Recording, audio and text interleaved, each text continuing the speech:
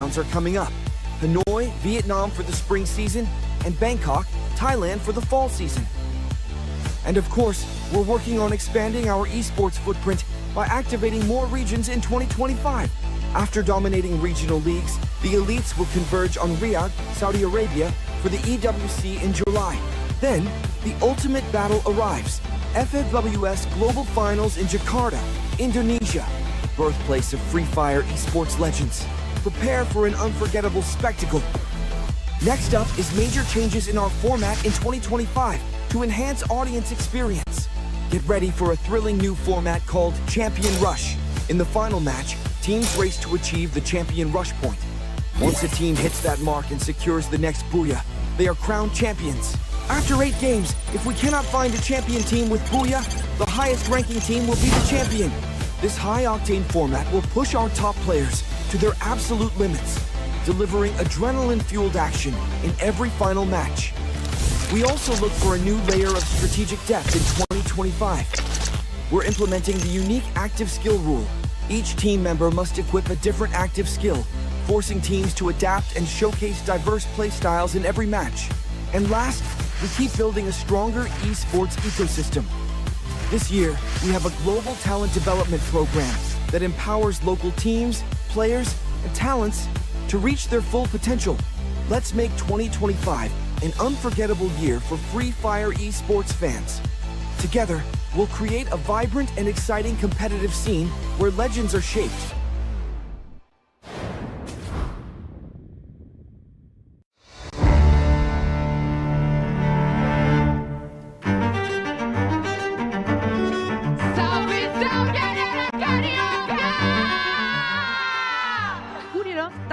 São 17 pontos na mão deles e 3 times brasileiros zerados. Missão difícil mas no fim das contas são 6 quedas que vão ditar quem vai ser o grande campeão. Será que o Bops pode ser um jogador que vai ganhar 2 títulos seguidos no Mundial?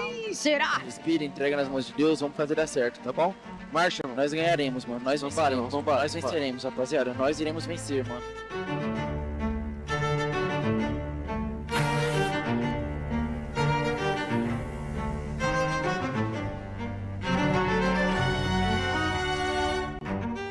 O sexto mapa é Kalahari, mas nós sabemos que não foi fácil chegar até aqui.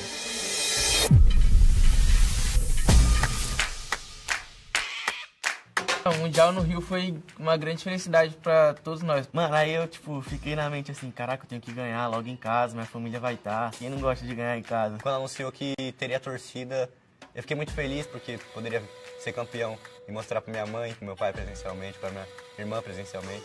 Os fãs do Fluxo presencialmente. Tá do nosso lado, tá na nossa casa, a gente vai defender o título em casa. E é o Brasil, não iremos fazer feio pra nossa torcida, né? Todo mundo apoiando, vibrando, torcendo, gritando, não tem como. O troféu desceu ali, saiu do airdrop. Começa a entrar os times, aquela música, quando nós entra, barulheira do caramba, todo mundo empolgado, todo mundo feliz. Então, antes de entrar pro jogo lá, a gente tinha conversado que mesmo com a diferença de ponto ali, de 17 pontos que eles tinham, a gente não queria saber, a gente ia atrás, ia buscar.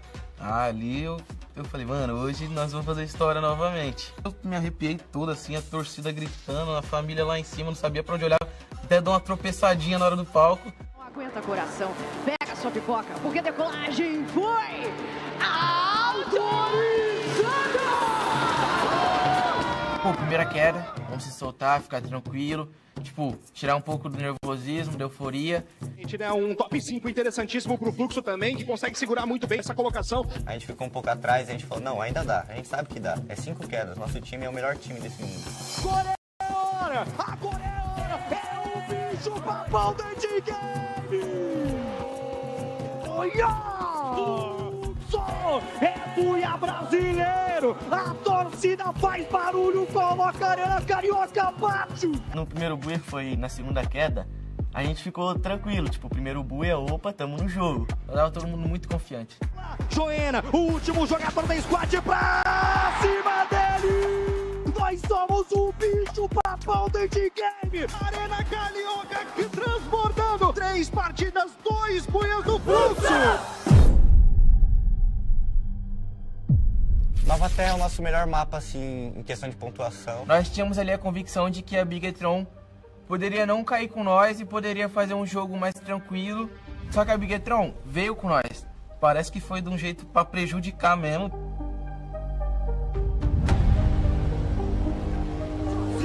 Abandonado, MT7, último jogador da squad, não!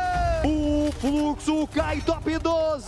Acaba zerando numa partida que infelizmente não poderia zerar. Não é possível, viado. Tomar no c, mano. Filho da puta ainda, Vitor. Os caras conseguiram cair melhor, mataram a gente, caímos no top 12. Depois daquela queda zerada, você dá uma respirada assim, aí você olha assim em volta.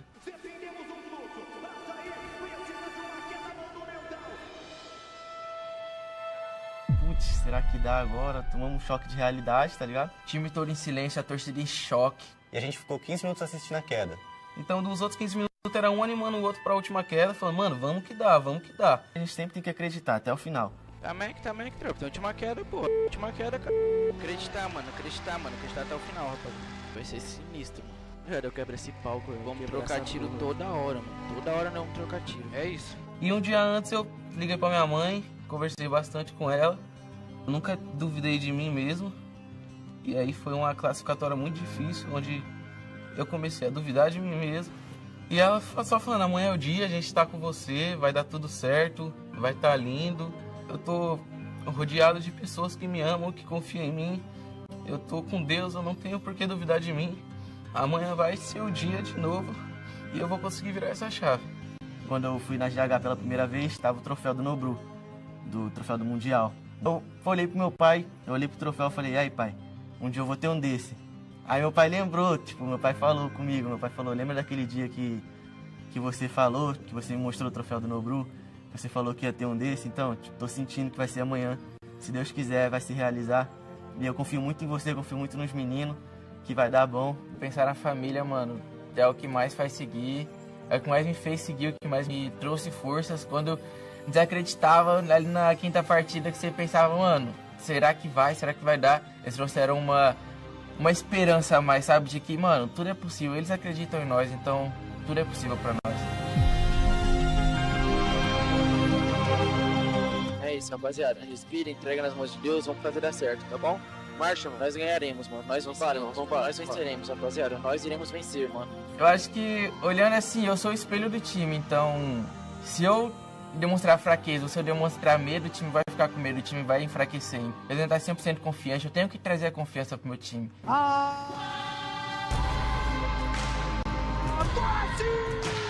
Começou! É a última partida, nosso último game. É hora de fazer história. Tudo nosso, nada deles, pra cima! Ali era a queda da nossa vida, a gente tinha que... O ano todo que nós treinamos, nós tínhamos que dedicar naquela queda. A gente tava saindo ali do barco, subindo o morro. Aí acho que foi MT7 que fala, mano, tão chupetando reto em nós. E aí, tipo, começa a vir uns passarinhos assim, ó, 1, 2, 3, tudo caindo no chão assim, a gente matando muito fácil. Nós mata o Águia, que isso, mano? 10 balas de lança no ult dos caras. Viado. Bora, irmão. Vamos ser campeão. Bora, caralho. A gente não deixa não pode pegar aqui o dele. Não vai dar um monte também. Olha, pegou o chupeta. Pegar o chupeta aqui. Ele tá cheio de bala de lança, a gente vai dar bom. A gente vai matar um monte, a gente vai dar o buia. Aí eu escutei eu acredito.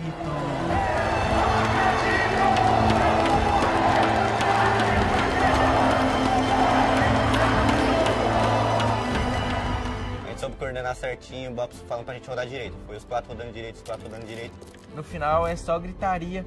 Roda direita. Tava uma loucura, mas o que é importante é que dá pra entender. Gira direito. E os caras rodando juntos, eles rodando junto. Mas a gente sabe a hora de parar, a gente sabe a hora de trocar tiro. Direito, tô indo. Esquerda pulando. Escuta, roda mais. Vamos atrás de tu, papai. Tem direito. A gente passa por baixo da escadinha assim, o Gil deita um e cai. E aí chega uma hora que não tem como mais girar, a gente bate de frente com os caras. Paramos na hora certa, o Guti matou 3 lá, eu matei 2. E nesse tempo que o Gil caiu, a Twitch começou a encostar, querer pegar nossas costas. Aí nós já deu dash aqui nas costas deles. E aí fica eu, o Bops MT7 contra 2 deles, né? Aí o Bops derruba um, o MT cai e fica 2x1. O MLS consegue me derrubar também. Mais um jogador do gel, só tem Bops e Boot. 2 jogadores agora, vambora Bops, pra cima deles não! Aí fica 1x1. O Bops na hora lá, todo mundo, sou mais tu. Respira, irmão. Só mais eu, é o melhor. Descobri que eu vou ter um gatilho, assim, pode-se dizer, em falar, sou mais você, sou mais a gente. Aí eu falei, não, se eles eram mais eu também sou, vambora, eu passo em uma deles. E não tinha como eu perder aquele X1 pela energia que eu tava naquela hora ali do time todo. Eu pulo pro mesmo lado que ele, a gente se encontra e eu deletei ele sem nem perder vida. Mandei ele de volta pra casa, triste. O Butizinho conseguiu a tua histórica, porque sem ele o título não seria possível. Vambora, Guti ainda no jogo, é contigo, garoto. Bate no peito, chama a responsa, vai que é tua!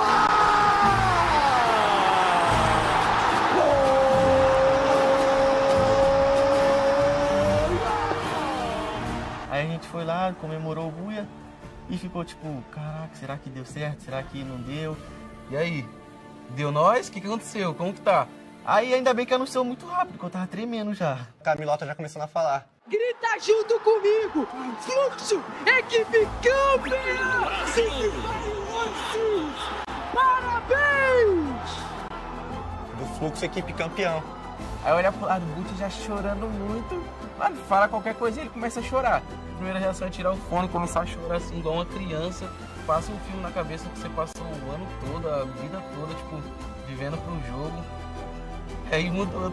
Eu não, gente, não vou conseguir, eu acho. Esse assunto do Mundial é muito delicado. Chororô, aí eu chorei, meu pai chorou, minha mãe chorou, aí meu irmão tava lá, meu sobrinho. Então acho que esse título é pra todos eles que me ajudaram a ser quem eu sou, me educaram e estiveram comigo nos meus melhores e meus piores momentos. Uma palavra? Nossa senhora. De gratidão. Acho que a palavra certa é gratidão. Gratidão? Gratidão é bom? É realização. Acho que união.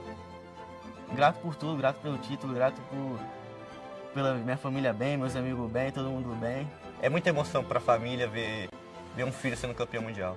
Se tornamos as pessoas com mais título dentro do jogo. Bizarro, porque até ano passado, 2003, eu não tinha ganho nada ainda. Eu era só um molequinho feliz jogando a LBFF. Eu acho que nesse próximo mundial vão aprender a respeitar mais a gente. E pra quando trombar com nós dentro de jogo, ficar em choque, sentir medo, tremer. Porque todo mundo sabe quando é nós. Os caras ficam em choque, os caras tremem, porque sabem que nós não vamos errar. Foi glorioso, foi grandioso, nós conseguimos. Nós somos campeões.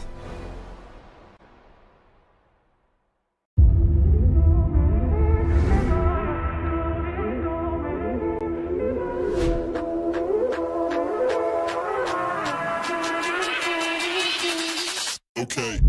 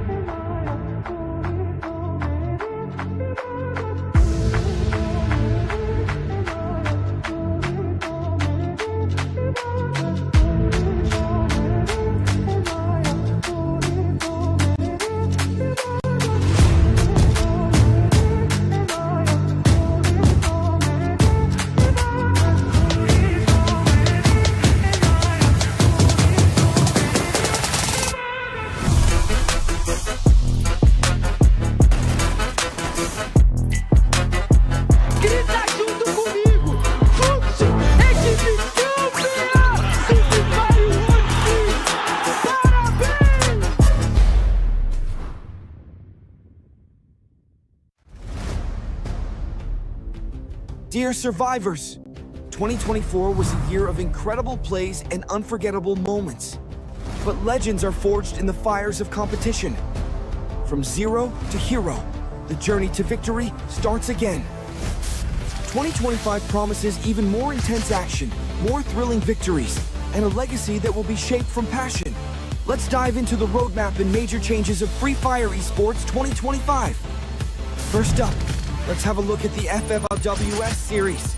We're bringing you all the thrilling action from top-tier regional leagues in Brazil, Latin America, Southeast Asia, Middle East and Africa, and Pakistan. Pre-seasons leagues will happen in Feb to March, then most of the leagues will start around April 2025. 2 epic FFWS Sea offline showdowns are coming up. Hanoi, Vietnam for the spring season, and Bangkok, Thailand for the fall season. And of course, we're working on expanding our esports footprint by activating more regions in 2025. After dominating regional leagues, the elites will converge on Riyadh, Saudi Arabia for the EWC in July. Then, the ultimate battle arrives. FFWS Global Finals in Jakarta, Indonesia, birthplace of Free Fire esports legends. Prepare for an unforgettable spectacle.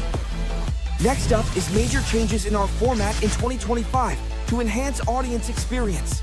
Get ready for a thrilling new format called Champion Rush. In the final match, teams race to achieve the Champion Rush point. Once a team hits that mark and secures the next Booyah, they are crowned champions. After 8 games, if we cannot find a champion team with Booyah, the highest ranking team will be the champion. This high-octane format will push our top players to their absolute limits, delivering adrenaline-fueled action in every final match. We also look for a new layer of strategic depth in 2025. We're implementing the unique active skill rule. Each team member must equip a different active skill, forcing teams to adapt and showcase diverse play styles in every match. And last, we keep building a stronger esports ecosystem. This year, we have a global talent development program that empowers local teams, players, and talents to reach their full potential. Let's make 2025 an unforgettable year for Free Fire esports fans. Together, we'll create a vibrant and exciting competitive scene where legends are shaped.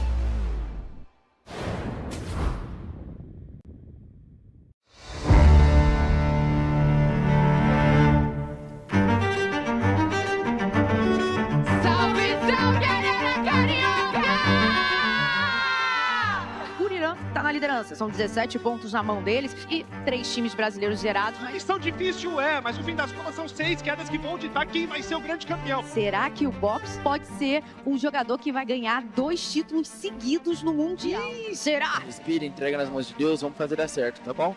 Marcha, mano, nós ganharemos, mano. Nós venceremos, nós venceremos, rapaziada. Nós iremos vencer, mano.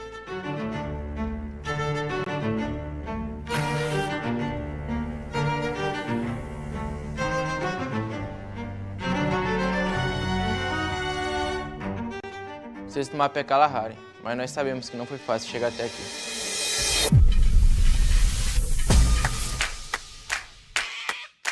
O Mundial no Rio foi uma grande felicidade pra todos nós. Mano, aí eu, fiquei na mente assim, caraca, eu tenho que ganhar logo em casa, minha família vai estar. Quem não gosta de ganhar em casa? Quando anunciou que teria torcida, eu fiquei muito feliz porque poderia ser campeão e mostrar pra minha mãe, pro meu pai presencialmente, pra minha irmã presencialmente, pros fãs do Fluxo presencialmente. Tá do nosso lado, tá na nossa casa, a gente vai defender o título em casa. É o Brasil, não iríamos fazer feio pra nossa torcida, né? Todo mundo apoiando, vibrando, torcendo, gritando, não tem como. O troféu desceu ali, saiu do airdrop. Começa a entrar os times. Aquela música, quando nós entra, barulheira do caramba. Todo mundo empolgado, todo mundo feliz. Então, antes de entrar pro jogo lá, a gente tinha conversado que mesmo com a diferença de ponto ali, de 17 pontos que eles tinham, a gente não queria saber, a gente ia atrás, ia buscar. Ali eu falei, mano, hoje nós vamos fazer história novamente. Eu me arrepiei todo assim, a torcida gritando, a família lá em cima, não sabia pra onde olhar. Até deu uma tropeçadinha na hora do palco. Aguenta coração, pega sua pipoca, porque a decolagem foi autorizada! Pô, primeira queda, vamos se soltar, ficar tranquilo, tirar um pouco do nervosismo, da euforia. A gente deu um top 5 interessantíssimo pro Fluxo também, que consegue segurar muito bem essa colocação. A gente ficou um pouco atrás, a gente falou, não, ainda dá, a gente sabe que dá. É 5 quedas, nosso time é o melhor time desse mundo. Agora é hora! Agora é hora! É o bicho papão do endgame! Olha! é Buia brasileiro, a torcida faz barulho, coloca a Arena Carioca abaixo. No primeiro buia, que foi na segunda queda, a gente ficou tranquilo, tipo, o primeiro buia, opa, tamo no jogo. Tava todo mundo muito confiante. Joena, o último jogador da squad pra cima dele! Nós somos o bicho papão do endgame! Arena Carioca transbordando! 3 partidas, 2 buias do fluxo! Nova Terra é o nosso melhor mapa, assim, em questão de pontuação. Nós tínhamos ali a convicção de que a Bigetron poderia não cair com nós e poderia fazer um jogo mais tranquilo. Só que a Bigetron veio com nós. Parece que foi de um jeito pra prejudicar mesmo.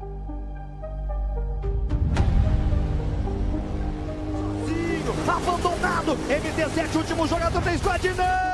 O fluxo cai top 12. Acaba zerando numa partida que infelizmente não poderia zerar. Não é possível, viu? Tomar no c, mano. Filho da puta ainda, Vitor. Os caras conseguiram cair melhor, mataram a gente, caímos no top 12. Depois daquela queda zerada, você dá uma respirada assim, aí você olha assim em volta.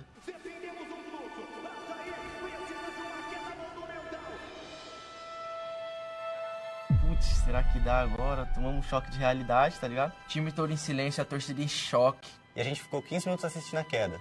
Então, dos outros 15 minutos, era um animando o outro pra última queda, falando, mano, vamos que dá, vamos que dá. A gente sempre tem que acreditar, até o final. Tá Mac, tropa. Tem última queda, pô. Última queda, cara.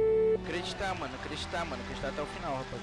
Vai ser sinistro, mano. Eu quebro esse palco, vamos trocar tiro toda hora, mano. Toda hora não trocar tiro. É isso. E um dia antes eu liguei pra minha mãe, conversei bastante com ela. Eu nunca duvidei de mim mesmo. E aí foi uma classificatória muito difícil, onde eu comecei a duvidar de mim mesmo. E ela só falando, amanhã é o dia, a gente tá com você, vai dar tudo certo, vai tá lindo. Eu tô rodeado de pessoas que me amam, que confiam em mim. Eu tô com Deus, eu não tenho por que duvidar de mim. Amanhã vai ser o dia de novo e eu vou conseguir virar essa chave. Quando eu fui na GH pela primeira vez, estava o troféu do Nobru, do troféu do Mundial. Eu olhei pro meu pai, eu olhei pro troféu e falei, aí pai, um dia eu vou ter um desse. Aí meu pai lembrou, tipo, meu pai falou comigo, meu pai falou, lembra daquele dia que você falou, que você me mostrou o troféu do Nobru? Você falou que ia ter um desse, então, tipo, tô sentindo que vai ser amanhã. Se Deus quiser, vai se realizar. E eu confio muito em você, confio muito nos meninos, que vai dar bom. Pensar na família, mano, é o que mais faz seguir.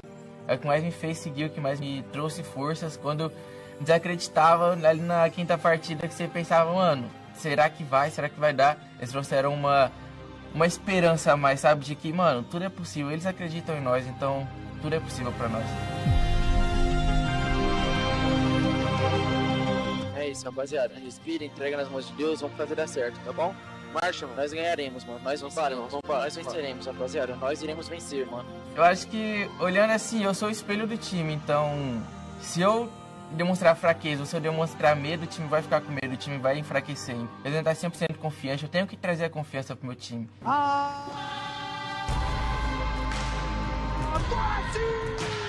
Começou! É a última partida, nosso último game. É hora de fazer história. Tudo nosso, nada deles, pra cima! Ali era a queda da nossa vida, a gente tinha que, o ano todo que nós treinamos, nós tínhamos que dedicar naquela queda. A gente tava saindo ali do barco, subindo o morro, aí acho que foi MT7 que fala, mano, tão chupetando reto em nós.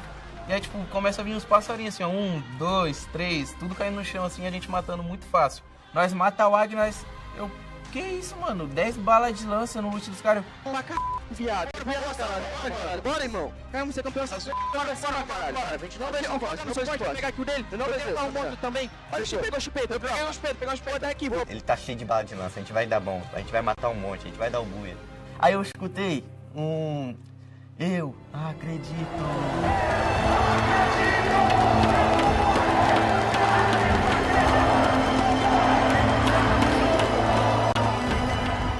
Soube coordenar certinho, o Bobs falando pra gente rodar direito. Foi os 4 rodando direito, os 4 rodando direito. No final é só gritaria. Roda direita. Tava uma loucura, mas o que é importante é que dá pra entender. Gira direito. E os caras rodando juntos, eles rodando junto. Mas a gente sabe a hora de parar, a gente sabe a hora de trocar tiro. Direito, tô indo. Esquerda pulando. Escuta, roda mais. Tamo atrás de tu, papel. Tem direito. A gente passa por baixo da escadinha assim.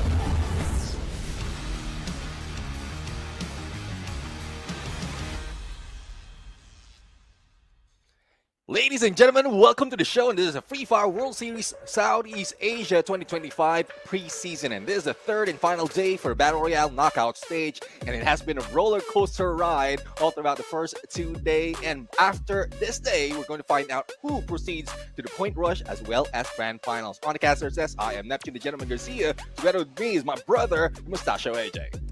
You know it's going to be a good tournament when you are so excited about it and at the same time so upset that the knockout stage is going to end already. I wish we had more days in this preseason so that we can really check out exactly how good and consistent some of these teams are, right? Because here at the preseason, they only get to play a total of 12 games here in the knockout stage before they move on to the playoffs. Now, in the point rush, you only have 12 teams.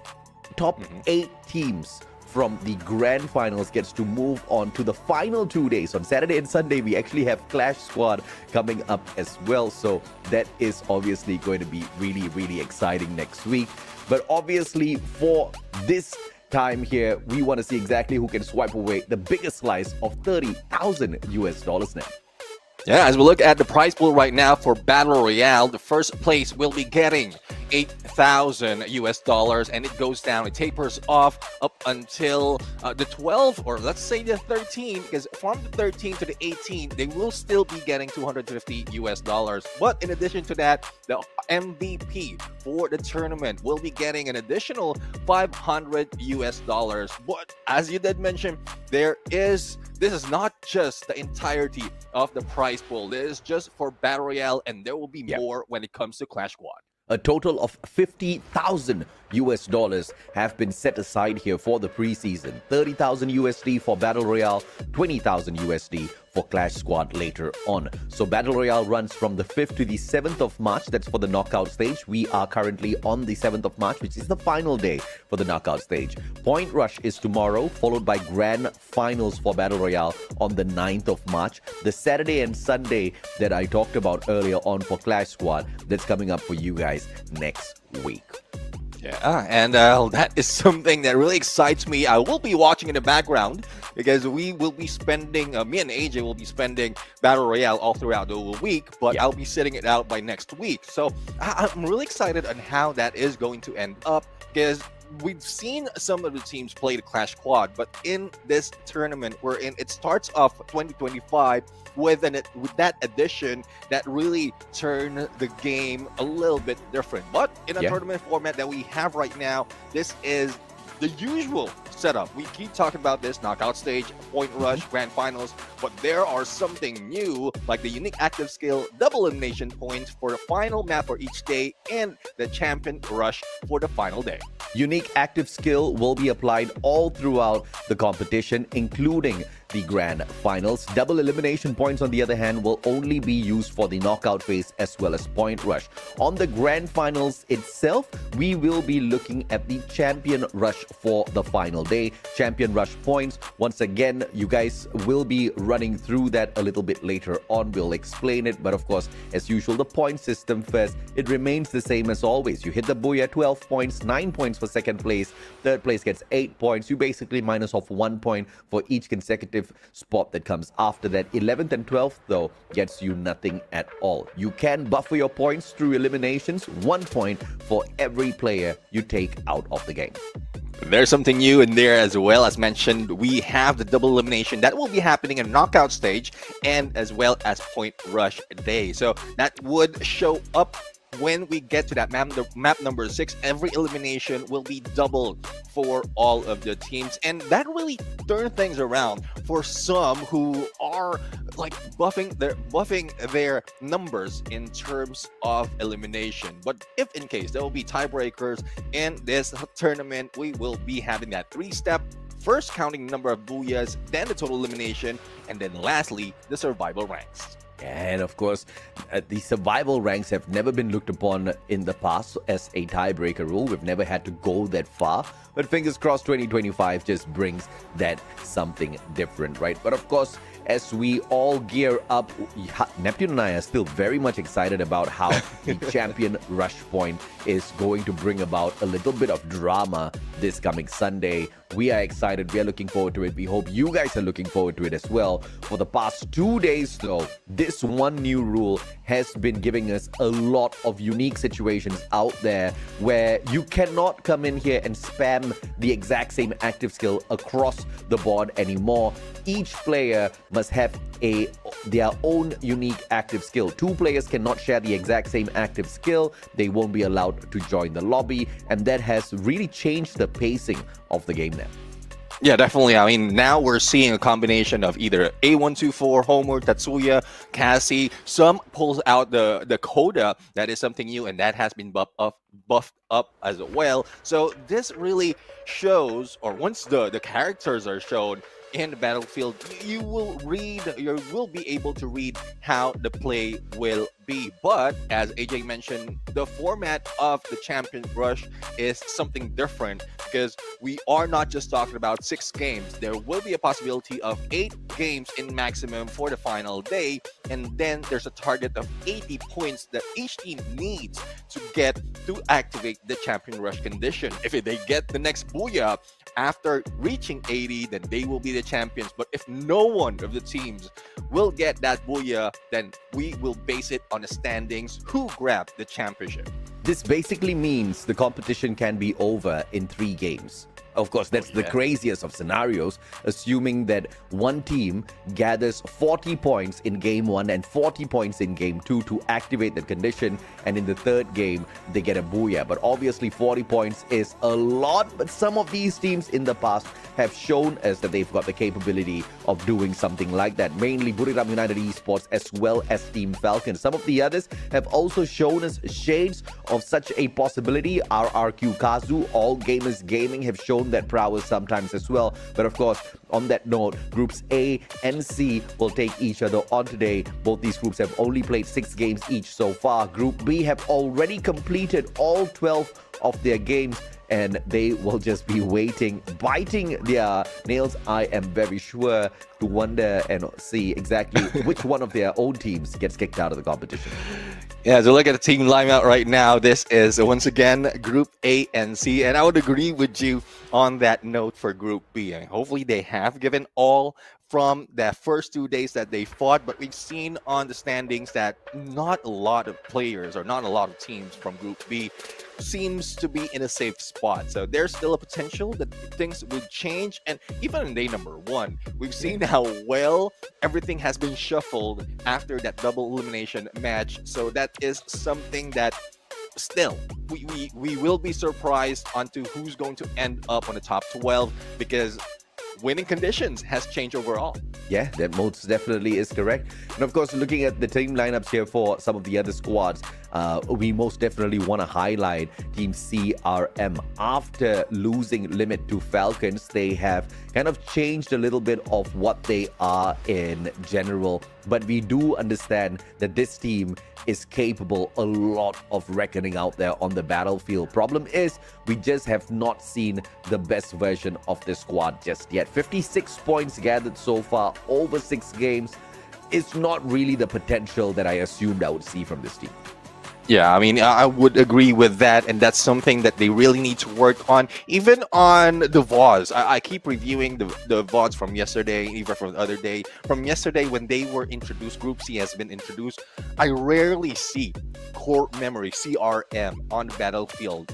Like, they will be showing up on the kill feed, because they're the ones being taken down. But I know that there's a lot of surprises that we can see from this team, especially now, wherein they need to double up their effort. They need to really put the pedal to the metal right now, because this is game time, baby. This is the last chance for those in knockout stage to get in to the next level. You gotta love how serious the Vietnamese teams are, everybody gathering at the same spot. And obviously that's going to help them in terms of communication, in terms of strategizing how to move forward together as a squad, as opposed to some of these Thai teams. In fact, all the Thai teams that are playing from separate locations, probably their own individual homes, that must most definitely affect a little bit of the team chemistry and communication there. Yeah, I mean, now that you pointed it out, from day number one, we've seen that Bordeaux United, they're from the beginning, they didn't really pop off that much. That might be one of the factor that has affected their gameplay. So we'll have to find out if that is something that might change in the upcoming match, because so far they've done well. They have been doing well. 2 out of the 6 match from day number one has been played quite well, but again, there's some slowdown for Bordeaux United. For the other teams out there, even if they've shown up from the beginning of the previous day or the first day that they jumped into battlefield, they started slow down towards the end. That makes it miserable for them in terms of leaderboard. Yeah, and obviously this is something that they need to overcome very, very quickly, because this preseason doesn't really give them all that too many opportunities, unless of course they just want to use this as a practice board and then hop on into the real thing when FFWS Sea comes up and they await to show us exactly what they're capable of. Game schedule, as you will notice, is no longer the OG rotation. We now randomize every single map at the start of the day, so the teams can no longer focus on a specific rhythm, or they don't really know exactly what to expect until we throw them into these games, which has been truly a game changer, even for us and our pacing now. Yeah, I mean, the pacing of the game usually starts slow because it starts from Bermuda. Everyone knows the map, but now it starts like randomly. We don't know even where Bermuda will be coming in before the match or before it is shown to us. So that is one thing that we need to other teams need to look forward to and adjust quite well, because they will have to make all those changes on the fly. Yeah, top 3 teams here on Alpine. WAG from Vietnam, Onyx Olympus from Indonesia, and Team Toda from Malaysia. Toda has been struggling quite a little bit, and they have only played 6 games so far, so they do have a decent opportunity to find this recovery. Vamos, on the other hand, from Malaysia, out of Group B, have already concluded their 12 games, and it really looks like Vamos is not going to make it through to the playoffs. They are not going to make it through to Point Rush as well as the grand finals, because 84 points is too little on the overall leaderboard, and quite a number of teams will be able to catch up. But the bigger question is, will teams from Malaysia, Toda and Expand, be able to catch up with Vamos? Yeah, that's one thing that really changes how they think of the first few days. And while I was thinking on the number of days that we have a knockout stage, like, hopefully the teams will be treating this quite aggressively. There's no more chances to be slowing down from each game because of the length of the knockout stage. Now it's just reduced to 3 days, and 2 of which will be played by the team. So if that would be the mindset of each of the team every time, then there's no slacking off. Yeah, there are many different ways to look at what this preseason can function as, right? Many of them can use this preseason as a means to get used to the brand new rule sets that have been introduced already here on the Southeast Asian level. But of course, a little bit more on that. We're going to jump into the game. We'll continue this conversation there.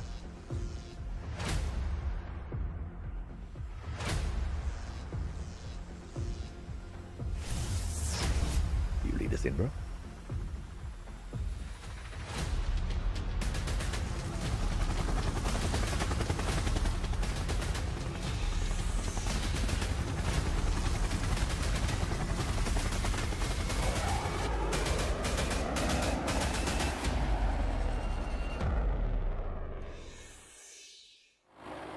And now we head to game number 1 for the final day of the knockout stage. And the flight path will be merciful for all the teams right now. It will be slicing through this map. And as we can see, hopefully they have learned and studied the drop spots of the teams, or they might even studied so much that they know who they will be hot dropping in a bit.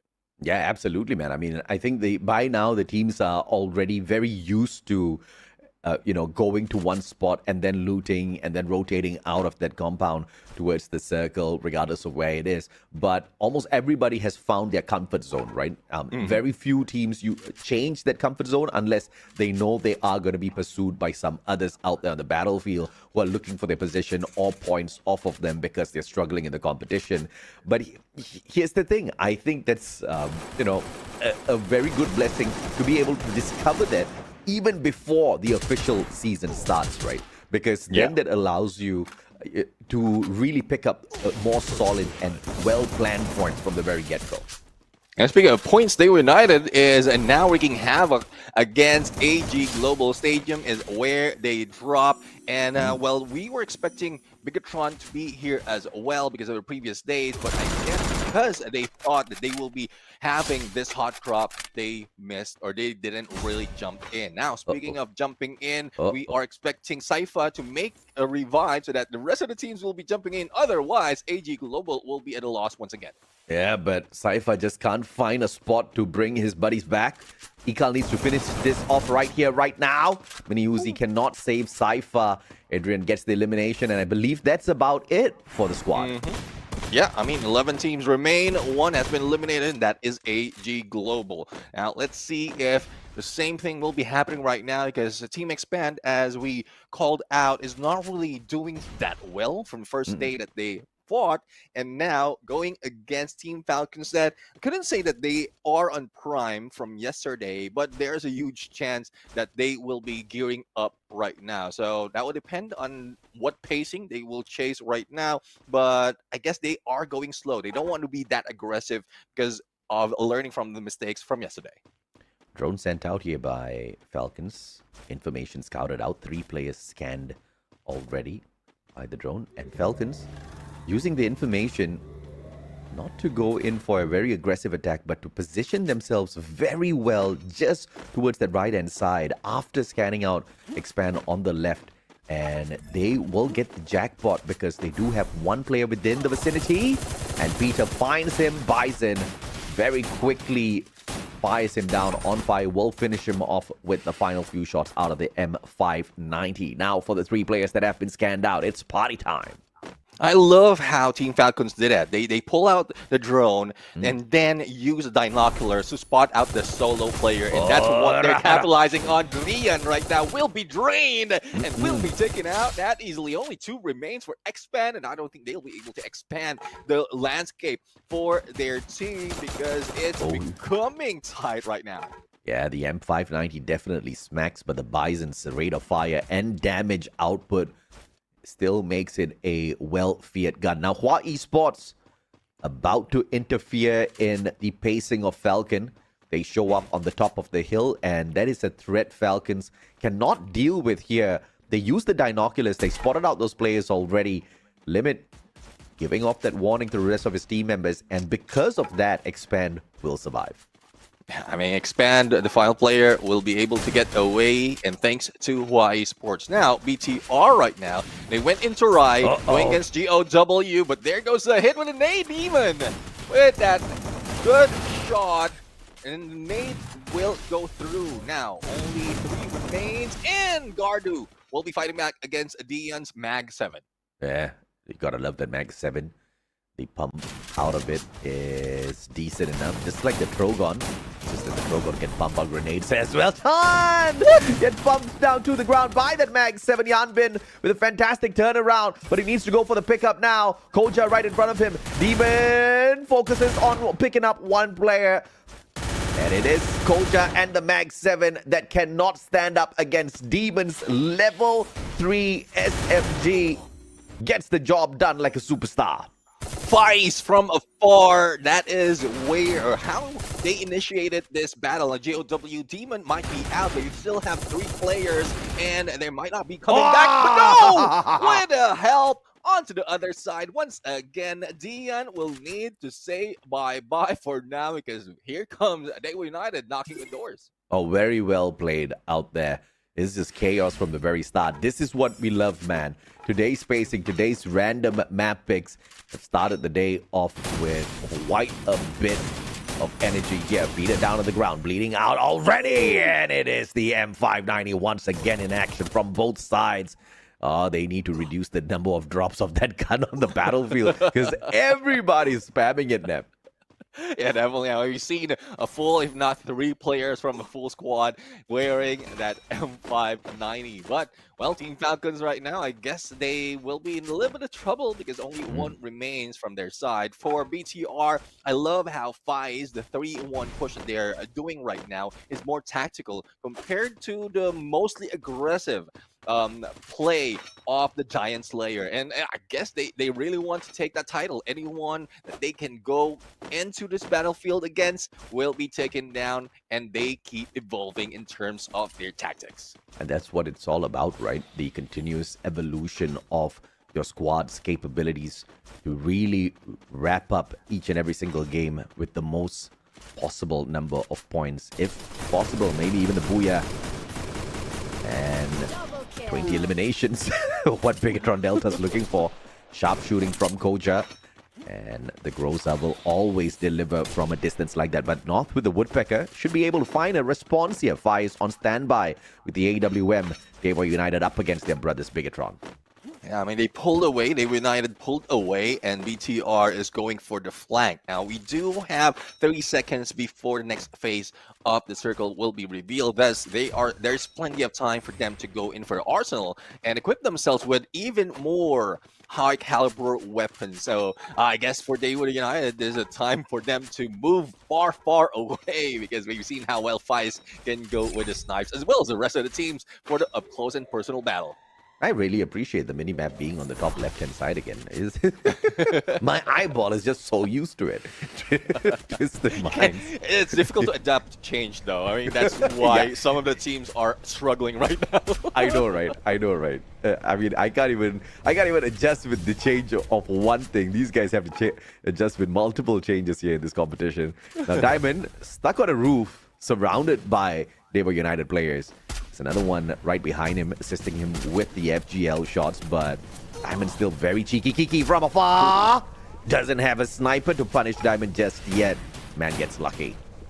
I mean, he is lucky to be able to get away, and let's see what more can be done in this game. Now, we'll go back in a little bit, and we're going to jump into the battle later on, but I love how Twisted-minded and go all out against Daewoo United, because on the horizon we saw a little bit of core memory, and that might be one that might make them fall down. But speaking of falling down, they went straight into this compound against Daewoo United. I guess they have that opportunity, but no! What? There goes the return, and Adrian right now will be pouring rain onto the spine. Oh, Saming! A sliver of health left on his opponent, but he can't finish the job just yet. The mini Uzi will fail him. 400 coins in his pocket, cannot even buy a team member back.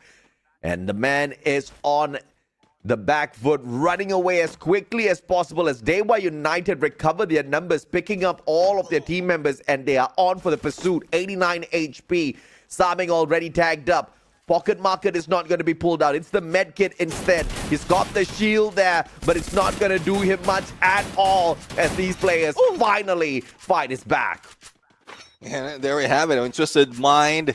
Unfortunate for them, when we lost sight, I thought they are, or when we got back, I thought they are the ones in the lead in that battle. But Adrian just spamming an M590 to take down 2, if not 3 of the players does. Twisted Mind Saming was in trouble when 19 remains in this battle. And as we look at RRQ, not so much of engagement happening on their side, only 1 elimination, and they're back on Sunside right now. I guess this is one of the favorites in this map. Yeah. If there was a moon side on the opposite side, I would smile. I mean, for no reason. It's just weird things that I want on the map. 1 more brings Peter back. Bigatron Delta this time up against CRM. 33 seconds to go before the circle brings them more teams and players to worry about. Compounds really small here. So Bigatron and CRM, they need to actually figure out exactly what the game plan is going to be here, because if you look at Bigatron's players, they don't really have that many glue walls on them. I'm talking about 3, I'm talking about 6. You know, 1 dragged out battle against 1 squad is more than enough to actually drain them of these resources.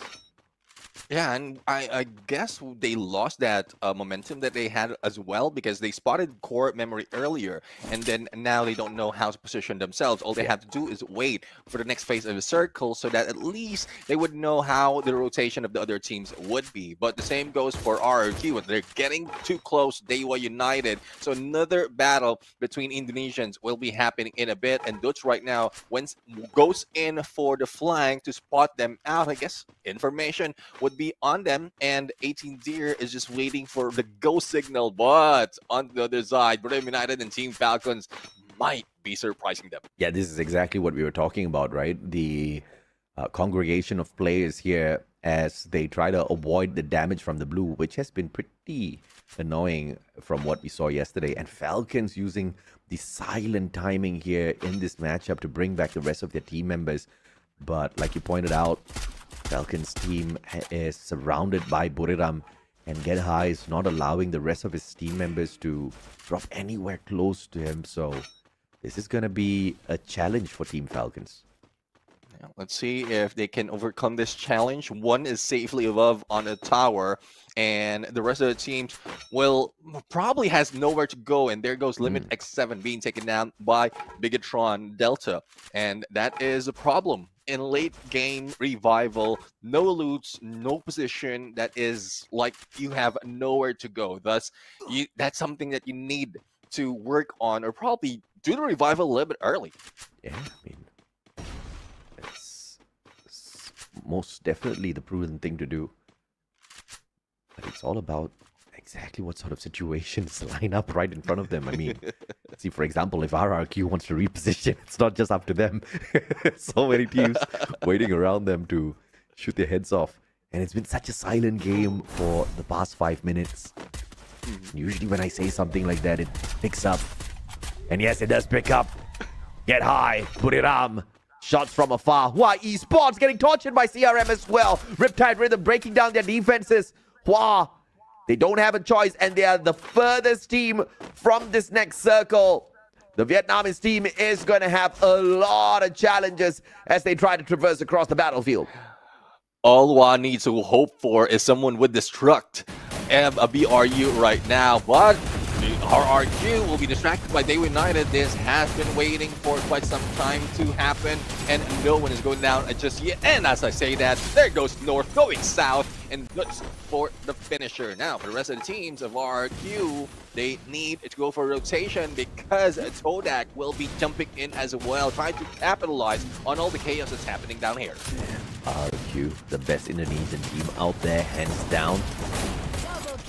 But they do need to pick up the pacing on those eliminations. They're sneaking away 1-2. And we understand why the slower pace here from this Indonesian giant. It was a revival spree just earlier in this matchup. So resources-wise, they are down. And they go in for the chase. Dewa United, you are in our way, says 18 Deer. And they take them out in the 9th spot. There goes 4 eliminations for them, but 18 Deer goes down as well. Todak is now knocking on their doors, jumping in the window like a thief in the night. Well, let's see if they will be able to clear out RRQ. Speaking of clearing out, Expand has been taken out and cleared for the next battle. Now, let's see if the rotation for RRQ will work for them, because not only will they be dealing with those across, with Buriram United is waiting on their side. Yeah, and they spotted out Buriram already. The problem is, you can spot Buriram, but can you shoot them? These boys are so slippery, slick out there on the battlefield, moving around constantly. The first ones to find the next circle. And as you pointed out yesterday, Nep, that next circle is not going to stay put in that one spot. So you need to get there and also be ready to move. You can't barricade yourself in there with those blue walls. Yeah, no more waiting for the final moment. And there goes Spike. Almost taken down. Managed to get away. And BTR is still alive. RRQ has been taken down. 5 remains, and 5 has been taken down as well. Kyong, this final survivor. But as we look, Buriram United still a full squad. Todak also a full squad. And will they be able to recover before facing BRU? Yeah, Jonah just savage with the triple elimination on those grenades. Bigatron Delta out in 5th, and now the full-on fight between Toda and Buriram. Do you stand a chance, Toda? Buriram says, hell no, as they just mow their players down, one after the other, not even breaking a sweat. I mean, they keep jumping and shooting with the M590, and we know how difficult it is to catch those. Now CRM right now managed to jump away and pull out of this compound, leaving Folky behind. But yes, we need that sacrifice. They need a sacrifice to be able to survive. It is a 4v2v1v1 situation, and Buriram United is reigning this. Yeah, absolutely. I mean, Buriram's just going out on a hunt. Nobody else is doing any attacking. It's just Buriram going around in circles, slaying player after player after player to scream booyah at the end of game 1.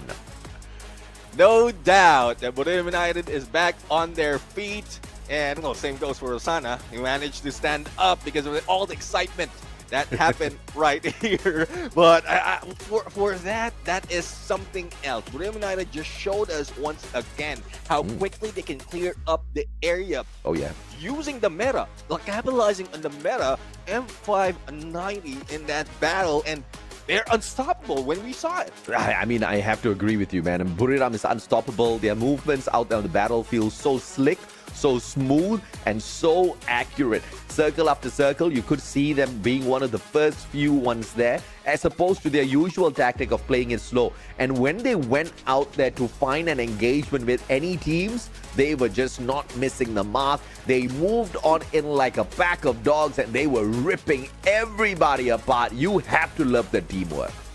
Yeah, I mean, there's no chance of missing. If in case of one player misses, there's two waiting. A 3-man push with one backup in there from Moshi. And even Moshi is wearing the snipers, or shotgun rather. So that is a 4-man shotgun, like, I don't know, shotgun party right here to clear out the game. I mean, if there's anything that we are learning from this preseason, is we need to reduce the number of drops of the M590 on the battlefield. Everybody has the M590. Everybody. But I guess if everybody has it, then it's an equal playing field. But if everybody has it, then that's going to be the only gun. I wouldn't be surprised if Garena makes a rule after this that each player needs to have a unique gun class. Oh, I tell that immediately will change how Free Fire works instantaneously here on the tournament setting. Can you imagine you've just got one sniper allowed on your squad?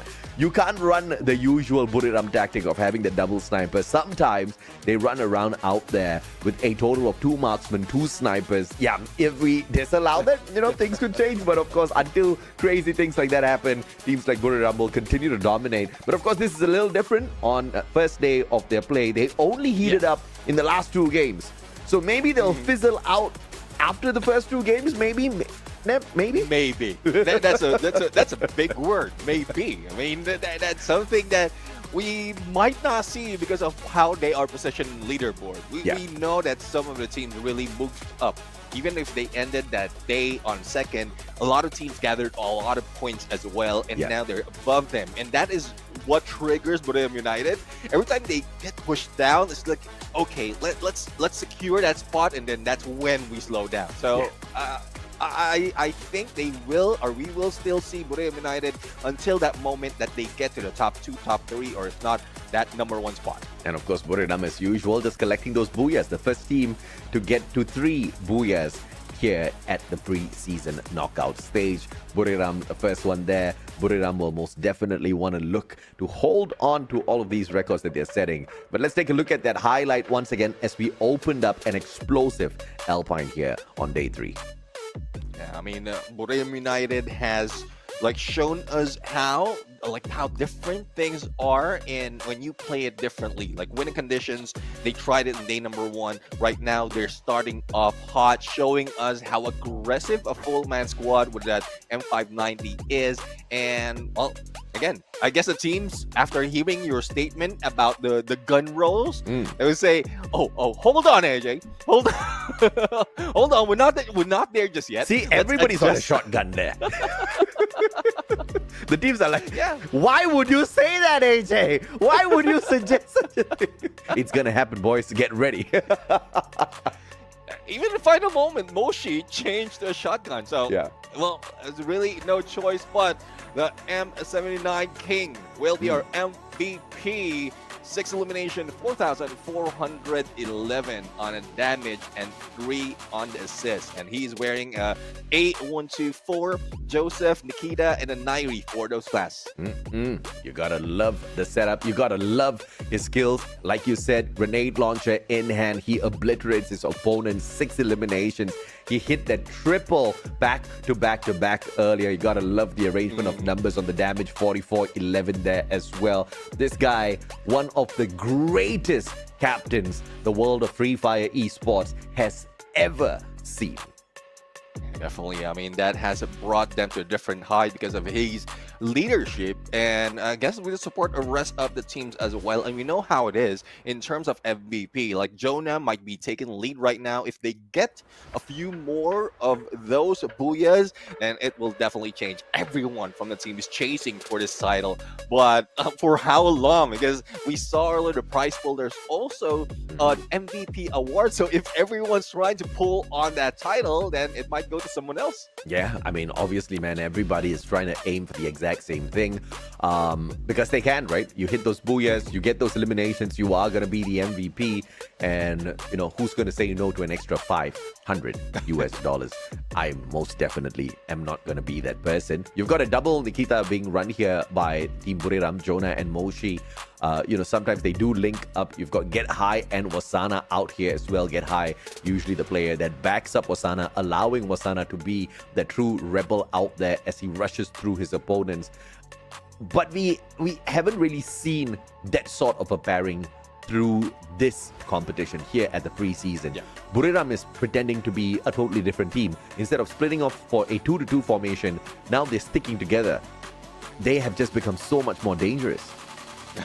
I mean, that's one thing. I mean, we rarely see that from Buriram United because we know how aggressive they are. And they can 1v2 certain opponents, but now they stick together. It's more firepower coming from them. Thus, they get 30 elimination. They did slow down in the beginning. Thus, they didn't get that much. 25 points. No one's saying no for that. The CRM finally little signs of hope from them. 15 points in second place for this map. And BTR, we've seen how well they started off, but they slowed down a little bit. So Todak as well, they're the ones to challenge some of the teams. If I'm not mistaken, that was RRQ that they were challenging and managed to grab a few more points from there. Thus, they get that second place. And just like that, Bigatron Delta, as well as Dewa United, has managed to overtake Vamos on the overall leaderboard. Vamos can't do much about this situation because they've already played all 12 of their matches. Once again, it does not look like Vamos is going to be making it through to the point rush stage. Unfortunate for the Malaysian squad, but we still do have our hopes onto Toda. Toda is very close to Vamos on the overall leaderboard, but the complication here is Toda is fighting for that spot against teams like Hua Esports, GOW, CRM, even AG Global is down here in the bottom 6. And these are all very capable teams, capable of even consistency that Malaysia very rarely shows us. But points-wise, Toda is doing much better than them. I wonder how they will continue to fan it. Yeah, I mean, that helped, or the booyah that they had on day number 1 helped as well. Hopefully that still they can maintain that attitude, the motivation from that to be able to do so, because getting that second place right now and it will increase that odds.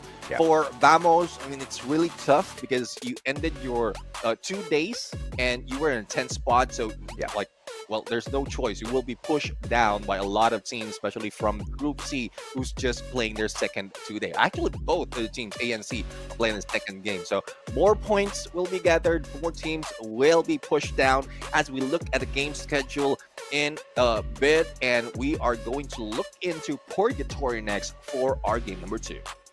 So we start the day half hot with Buriram on Alpine. And of course, Alpine has always been a favorite home of Buriram. So that one was pretty obvious. They were going to go out there and do their thing. But the question is, can we see consistency? Can we see all-out dominance from Buriram today? Or can we see an attempt of dominance, but some other team really standing them up and shocking the entire world here on this preseason knockout stage? It's the final day. It's the final opportunity for teams to squeeze into the top 12, because by the end of the 6 matches today, we eliminate 6 teams.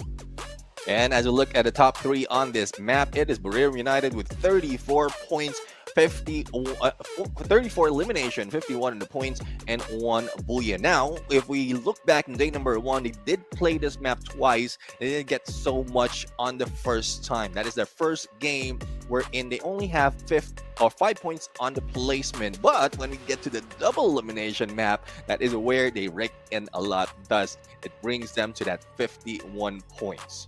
Yeah, and of course, when you look at just these numbers on your screen, it does not necessarily mean you can expect all 3 of these teams to go all out, right? Because from what we have seen, from the very conception of this esports run here that Free Fire has had all the way up till now, I think the gap has gotten narrower and narrower. Teams are so much more closer to each other now than they have ever been in the past, Neptune, because of how well the meta has been developed, because of how well these teams have grown through skill as well. Yeah, definitely. I mean, even the regions has been so close, but let's see on how close they will be as we get into the next map.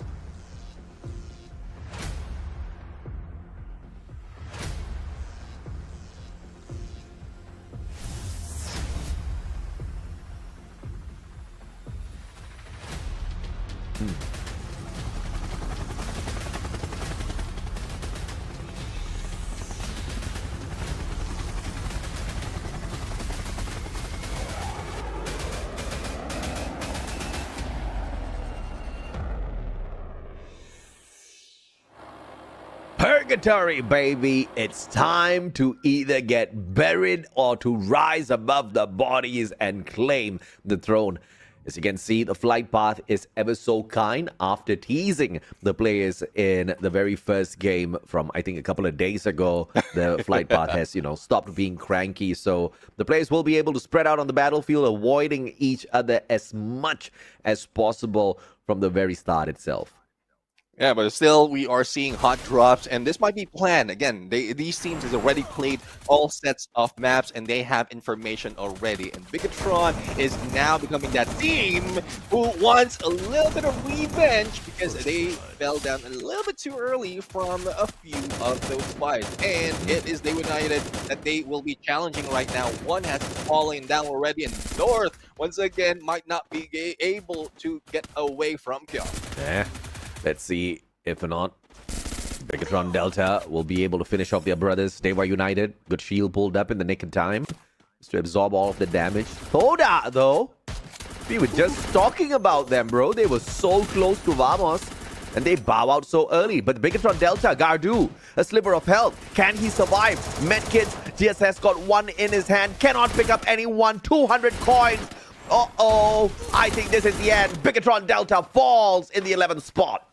The Giant Slayer has been slayed, and Day United are the guys who did it. As we head in onto a different side of the map, Wa Esports, who really need a few more points to their side, is now challenging Core Memory. But they have forgotten that memory for the moment and left that behind. They want to focus more on reviving Wang M right now, but they did get 3 eliminations already, so that's enough for them at the moment, and they can use that and its advantage once they try to chase CRM later on. That was very well played by Dewa, and that was one of the plus points of bringing Coda into the game, right? Early drop, as you're parachuting, you get to see where your opponents are within your field of view. Now, this information doesn't get shared with the rest of your team members, but you can clearly shout at them and tell them that you've got an opponent beside you.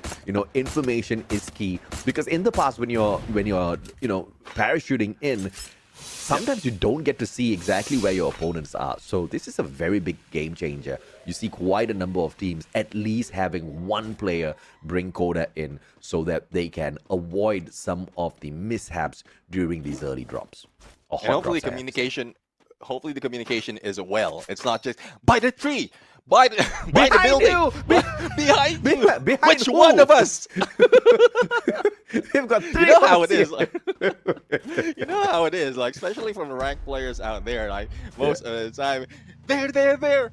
Which one? Which part? There's a huge part of there in the map. There's a huge there. Everywhere is there. Everywhere is there. Buriram. Rotation looking solid for them. RRQ up against Hua Esports. You can see the binoculars used here clearly by RRQ. While getting scanned out, they know the rotation. They know exactly what to expect. And they are doing this very, very smartly by using the compound, using these houses as a little bit of extra layer of defense as they try to look for Hua Esports. But Hua's not really trying to slow their pace down. They are just jetting out of there. They're like, nope, not this early. Yeah, I mean, they were chasing Core Memory earlier. They pulled away from that engagement, and then RRQ was chasing Core Memory, that final player. But I guess they had to converge. But speaking of converge, here comes GOW going against Buriram United. The Arsenal is not yet open, and this really pulls in a lot of teams who want to gear up. So, Wasana right now starts it up, but no, it is Jonah with a grenade and pulls in a few of those takedowns as Wasana wants to go for the finisher. Oh, come on!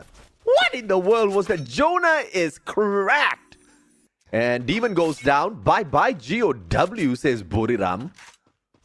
I don't know how you fight that, Neptune. I mean, it's tough when you have, like, a team that can go in different combinations in terms of, like, weaponry, arsenal, like, strategy. We've seen Jonah on a snipe. We've seen Jonah on a nade. We've seen him on a shotgun. The same goes with Moshi. Same goes with Wasana. It's like really a tough battle. It's a huge wall in front of everyone else. We've also seen Jonah play bad. I remember a couple of seasons ago. No, I mean, seriously, his performance dipped so badly. And I was quite shocked because he's the captain of the squad, right? But obviously, he himself noticed that, and he has been putting in extra time because in order to make a comeback in terms of performance on one of the squads that can be, termed as literally within the top 3 within the world of Free Fire, 2-time world champs, right? Almost 3. It's insane because you are actually fighting against 3 other super pros who can very easily dominate. And so Jonah's just a different breed altogether, man. I mean, when he wants it, he really goes all out, and the performance on the battlefield is a clear testament to all of the effort he's put in. Yeah, I really admire this players as well, even despite of that effort because of the title, as you mentioned. They're still calm, collected. They can pull out, like, they can pull out all those tactics. There's aggressiveness. They can even slow down with perfect timing. Thus, a lot of it's plenty of time that we call out or we shout out about Buriram United because just that. They know how to play the game and to play the opponents for this game. So it's tough. It's a tough battle, but also much tougher because despite of all of those criteria, they are failing to get the championship, and I guess the pressure might be building up. So hopefully they can contain that and use that in different, like a positive way. And like what we're seeing right now, they are really ranking up in terms of points, despite of them losing out in the first day. Let's see if or not the Vietnamese team of Hua Esports can just very nimbly avoid confrontation with RRQ. RRQ knows they're there. Hua Esports know they're there. But the question is, who's gonna make the wrong move? Abe. ABCD sees him already, pulls out the gun. Okay, beautifully done. The blue wall was erected and instantly shut down. Hua Esports know that they are gonna have to fight this one the hard way. A couple of nades thrown in, death taken down. M590 on for the pop. Here comes 8 in the air.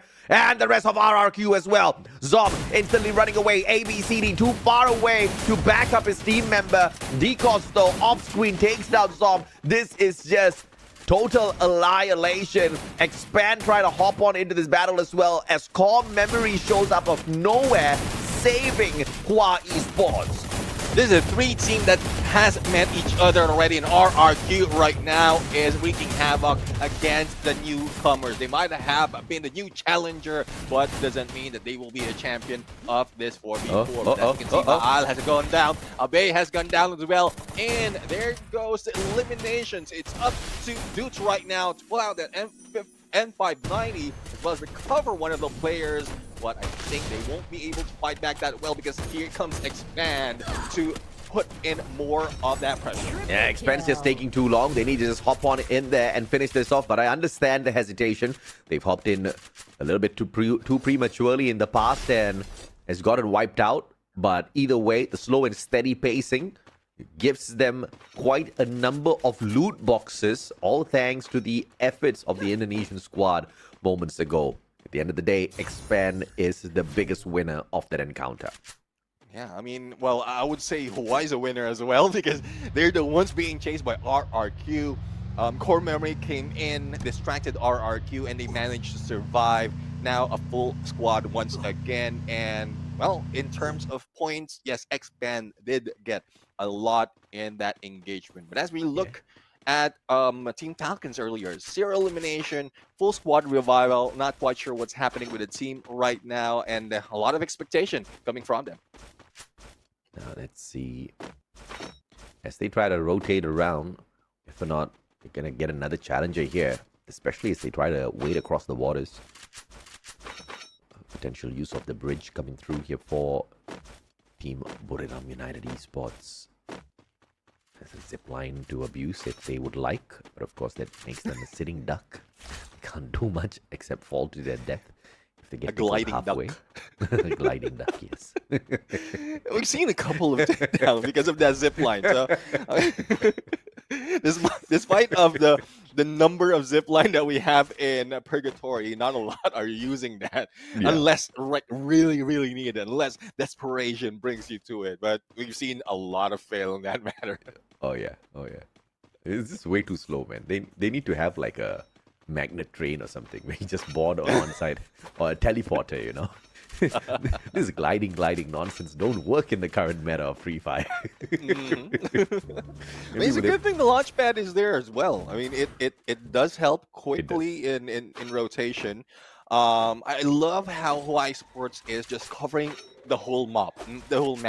If you remember the early parts, RRQ was chasing, or they were chasing CRM. They flanked to the north, and then that's when they met RRQ in a bit. But before we go there, let's look at AG2 going in, taking down a few players from Twisted Mind. Oh, big play here. Jonah down on the ground, and it looks like Hawaii Esports, the perpetrators, they've managed to take the fight to Buriram even without taking a step towards them, pelting them with all of those bullets, forcing Buriram to be on the back foot as they try to get away. Dewa United trying to shoot them down as well. Look at Jonah.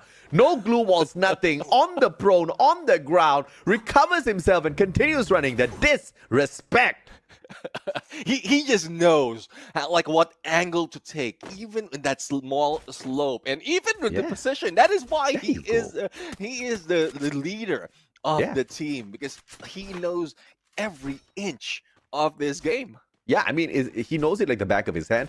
He doesn't even need to open his eyes. He knows every single inch of this map and game. It's just ridiculous, man. And like you said, right, the precision in terms of dropping right in front of Expand, not exposing himself, because, you know, we've seen so many times, you know, those players use the launch pad, they land on the opposite side, and they instantly get sprayed down. Not Jonah. And of course, Expand didn't really react to that situation quick enough. Perhaps they didn't see him. But now as the blue forces them in, Jonah flying straight towards Team Expand, not even worrying about anything. Expand better watch out. Some baddies are in town.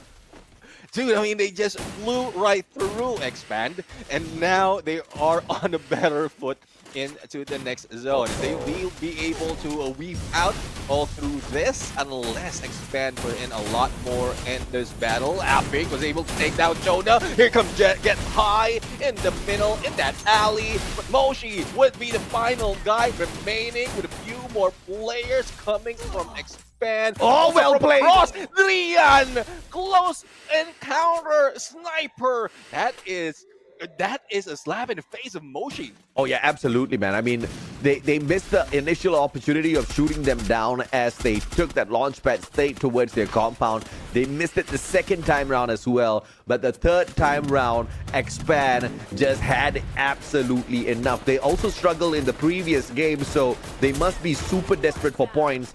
Buriram just unlucky. They came across the kind of Expand at this point of time that just has no no room for error whatsoever. And of course, that brought them the very best. One player now bleeding out for the Expand squad. Adrian down on the ground, and Hua Esports finishes him off as well. The rest of the team members just pelting Hua with the bullets, but it doesn't really stop their pace. I love the face of Hua that's being shown right now. They know his position, they use up the whole map, and now they are in prime location. But Hwang M has been taken down, and Barros is the one doing that damage. Full squad from AG. Desperation, as you mentioned, from Expand is being felt by AG as well, because from yesterday up until today, they have been failing. But we have seen one takedown already for elimination of the team. We have left with 3. Yeah, unfortunate for Expand. They got onto the bridge first. That's the bridge of death right there. Nobody goes to the center unless they are asking for trouble. They had Falcons waiting for them on the opposite end. They had AG Global and Hua Esports behind them. Expand, very unfortunate. 3 players lost their lives at the very same time as 3 other teams try to shoot down Expand, all at the very same moment. One more, almost bleeding out, picked right back up onto his feet. AG Global on top of the bridge. In fact, they haven't stepped on it just yet. Hua Esports right down the bottom. Riptide Rhythm towards the side of AG Global, courtesy of Falcons. And Hua Esports is honestly just waiting for the circle to close in so that both of these teams start to scramble.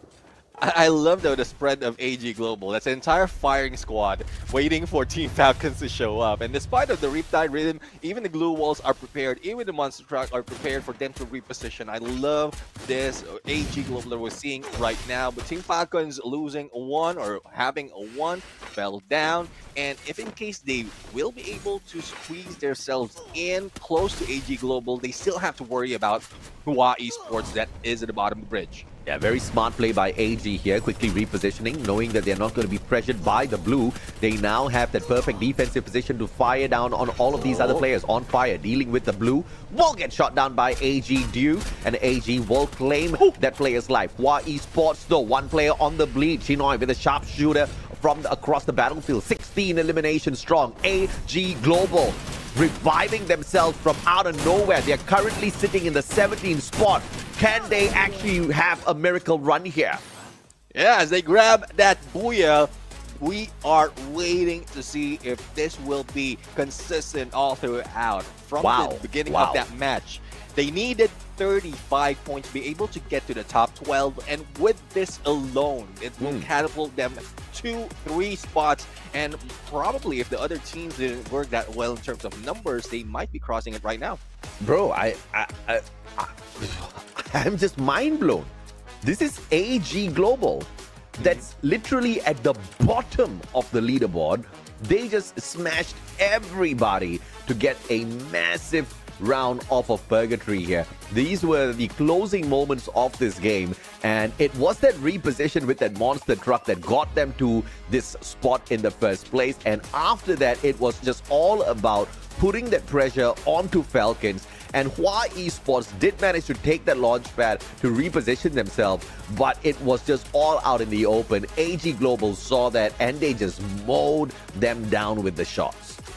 Whoever is taking calls in that position and everything that has been done by AG Global from that point on, we should be awarded that MVP. That is quite a good plan indeed. Every step, the way I'm looking at every step has been calculated. Even when Hua jumped in, they didn't let go of that position, and that is one of the thing that we often see with the launchpad being used.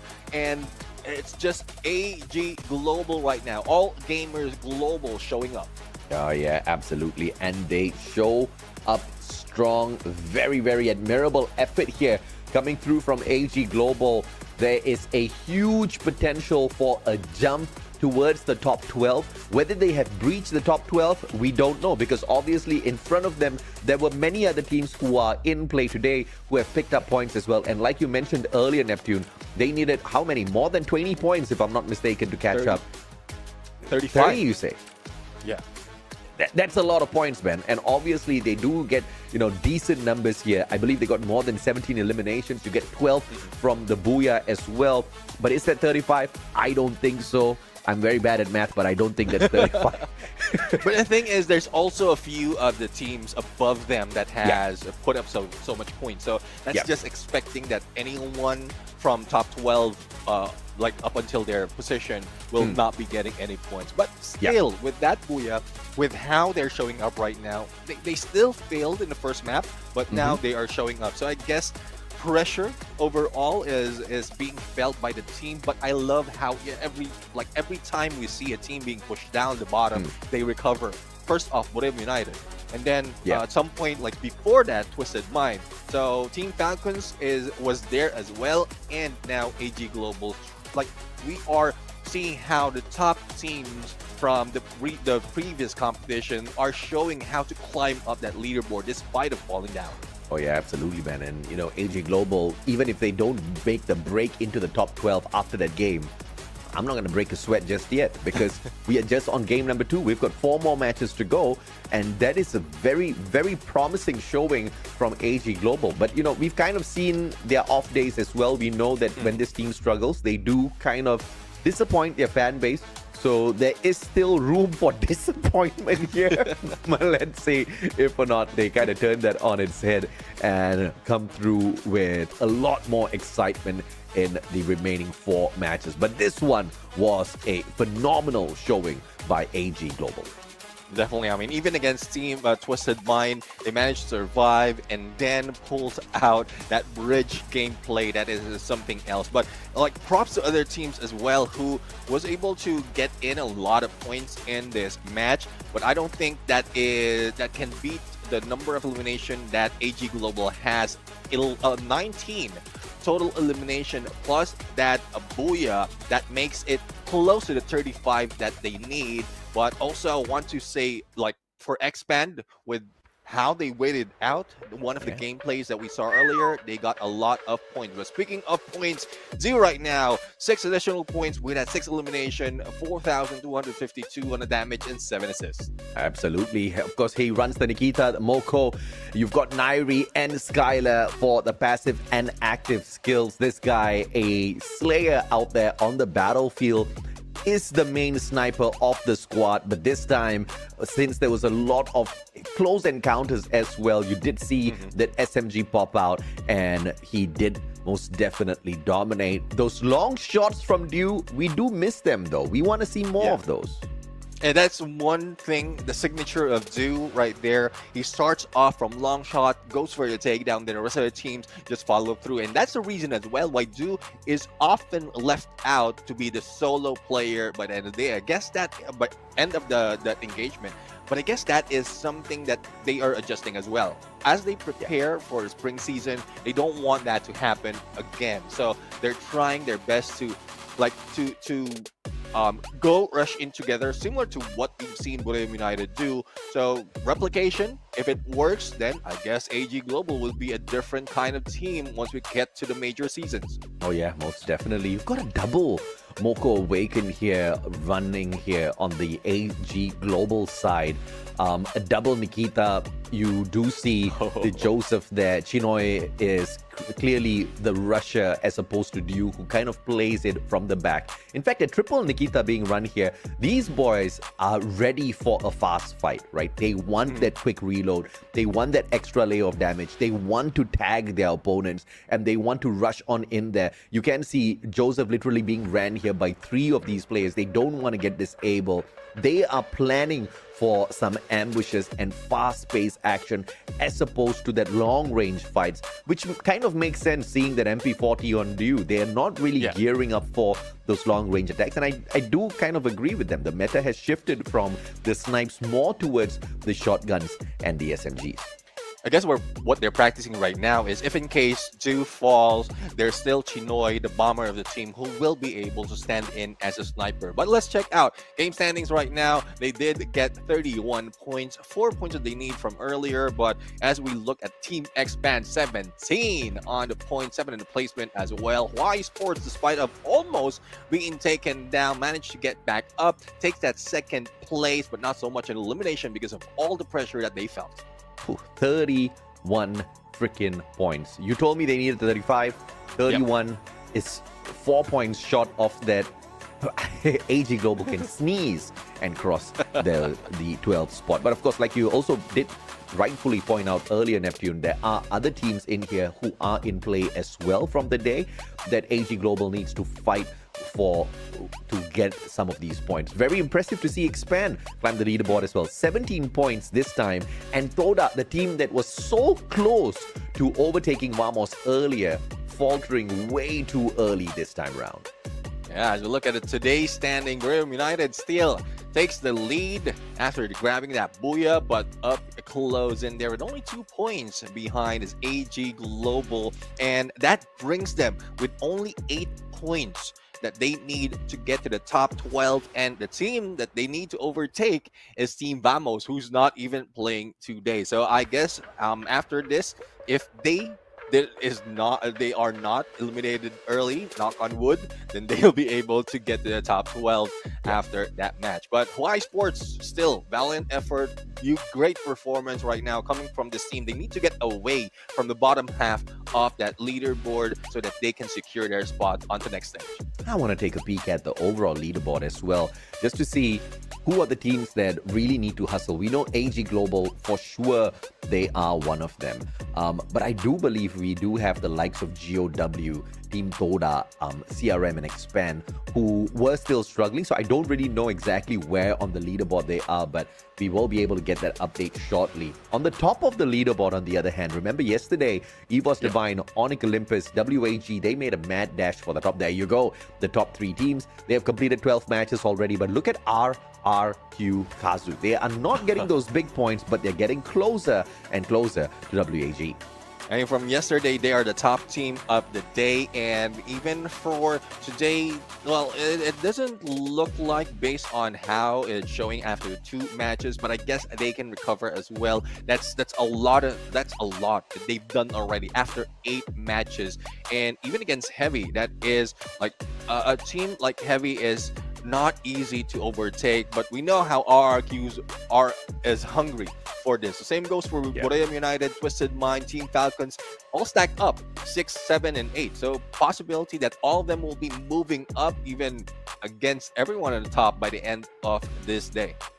Absolutely. And of course, there is a big question here whether or not PE Sports loses their slot, because they're currently sitting down in the 9th placement and they have a total of 105 points. As you can see towards the bottom here, teams like AG Global, GOW, Toda, they're not too far away from that point, right? Just 30 points to catch up with them. So PE Sports just in the exact same place as teams like Vamos to lose their spot. In fact, Vamos already lose their spot. So it's very, very heartbreaking for some of these teams, right? The effort has been poured in already, but now you can't do much as you watch your slot being taken away from you. And this will not be the first time for PE Sports if that happens. Yeah, I mean, that's tough though, but that's how it works when we have like only a limited time in terms of knockout stage. It doesn't work like how it is before. You can still plan it out after a week, a few days of rest, and then you can turn it around after those rest has happened. But in a bit, we're going to see a few more of battle. Next up would be Nextera, followed by Bermuda. 5th match would be in Kalahari, and we have that random map. So before we go there, after 2 matches, well, I mean, all those happenings, all those changes in gathering point, it might change a bit once we change the scenery of the map. And we're going to go for a quick break as well, AJ. So when we get back, we are going to continue all this battle.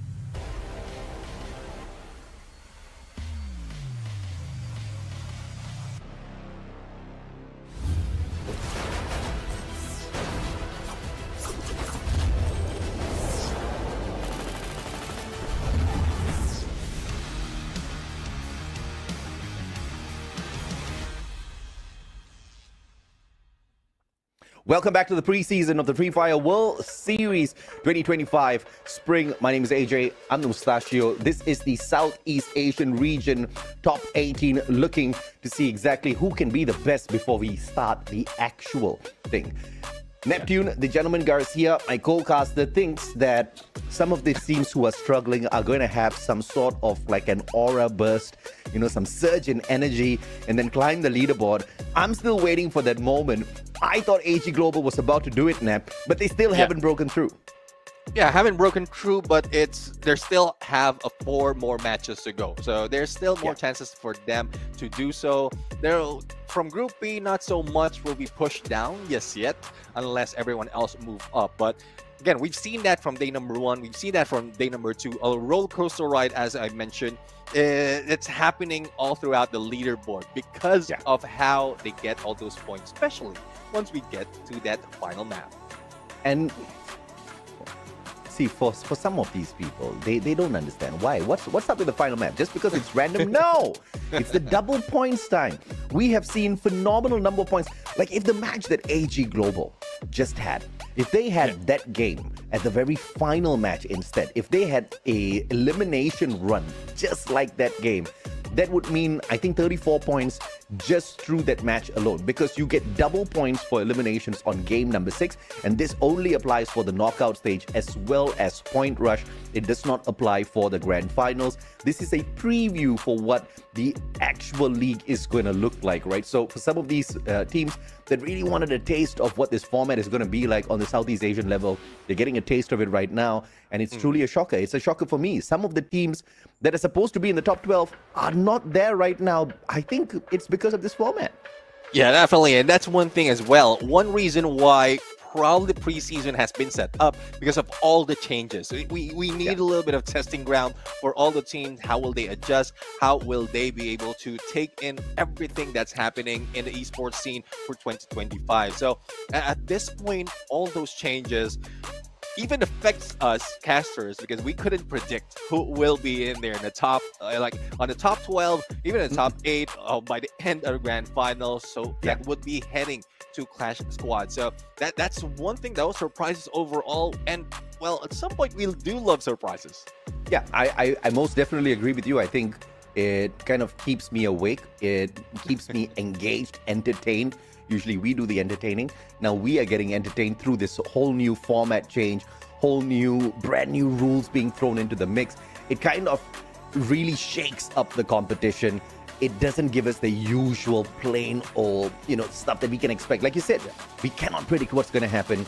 And I love that unpredictability that the competition is forcing upon the landscape right now. Usually, it would be done in a very confusing way. This one has been done so seamlessly, so fantastically. You got to love it. Both teams from the Thailand region have dominated the final day thus far. Buriram United picking up game 1 at Alpine. Purgatory dominated by AG Global. But we've got 4 more games to go now. Yeah, speaking of, this is another level of unpredictability, because the order of the map that we have right now is unpredictable as well before the day starts. So this is something that they, like the teams and even us, cannot control, and I love it. Next would be the next map. Usually this is on game number 5, but if that is the case, no one will be slowing down. No one will be slacking off, because you don't know when or which map you can take advantage of, especially if you're not good in all 5. Oh yeah, man. I mean, it's a situation where these teams cannot predict what's going to happen, cannot predict the pacing of the day, but they just have to look to do the best on every single game, right? And that's exactly how it is usually when you go out there and you hit, all maps when you try to play a ranked match or, an unranked game. You don't know where you're going to go. I love that. And this is exactly the kind of, unpredictability we need at a competition of this level, that in an esports ecosystem that has survived for this long, right? If not, it gets stale. If not, it gets boring. You got to love how it keeps things on a very, very fresh scale. Top 3 on this map, though, Nep. You've got Nextera Dominators, EVOS Divine from Indonesia, Falcons and Buriram from Thailand. So EVOS Divine has already done all the deed in terms of the knockout stage. We're looking at Team Falcons as well as Buriram United to overtake them. in this battle, but we'll have to see. We'll have to see how much they can put in because they've been in their #1 spot despite of not getting any booyahs. But we keep talking that booyah is needed. That is the basics of Free Fire. That is the basics of like the concept wherein Free Fire has been built. So hopefully they can do that on the Point Rush as well in Grand Finals as we head over onto our next map. This is Nextera. Then we're going to jump in.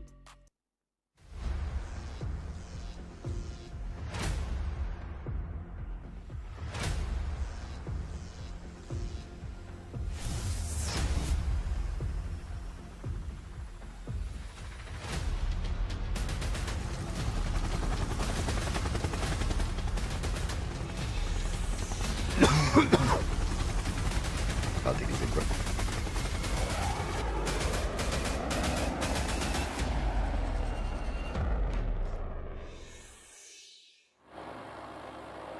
Back in we go, ladies and gentlemen, boys and girls. This time, the flight path is skewed towards the bottom here, but it's not really going to make the teams break a sweat. Nextera does offer us quite a lot of compounds to play around with here, and you can see Buriram is already off to a pretty quick start up here at Museum.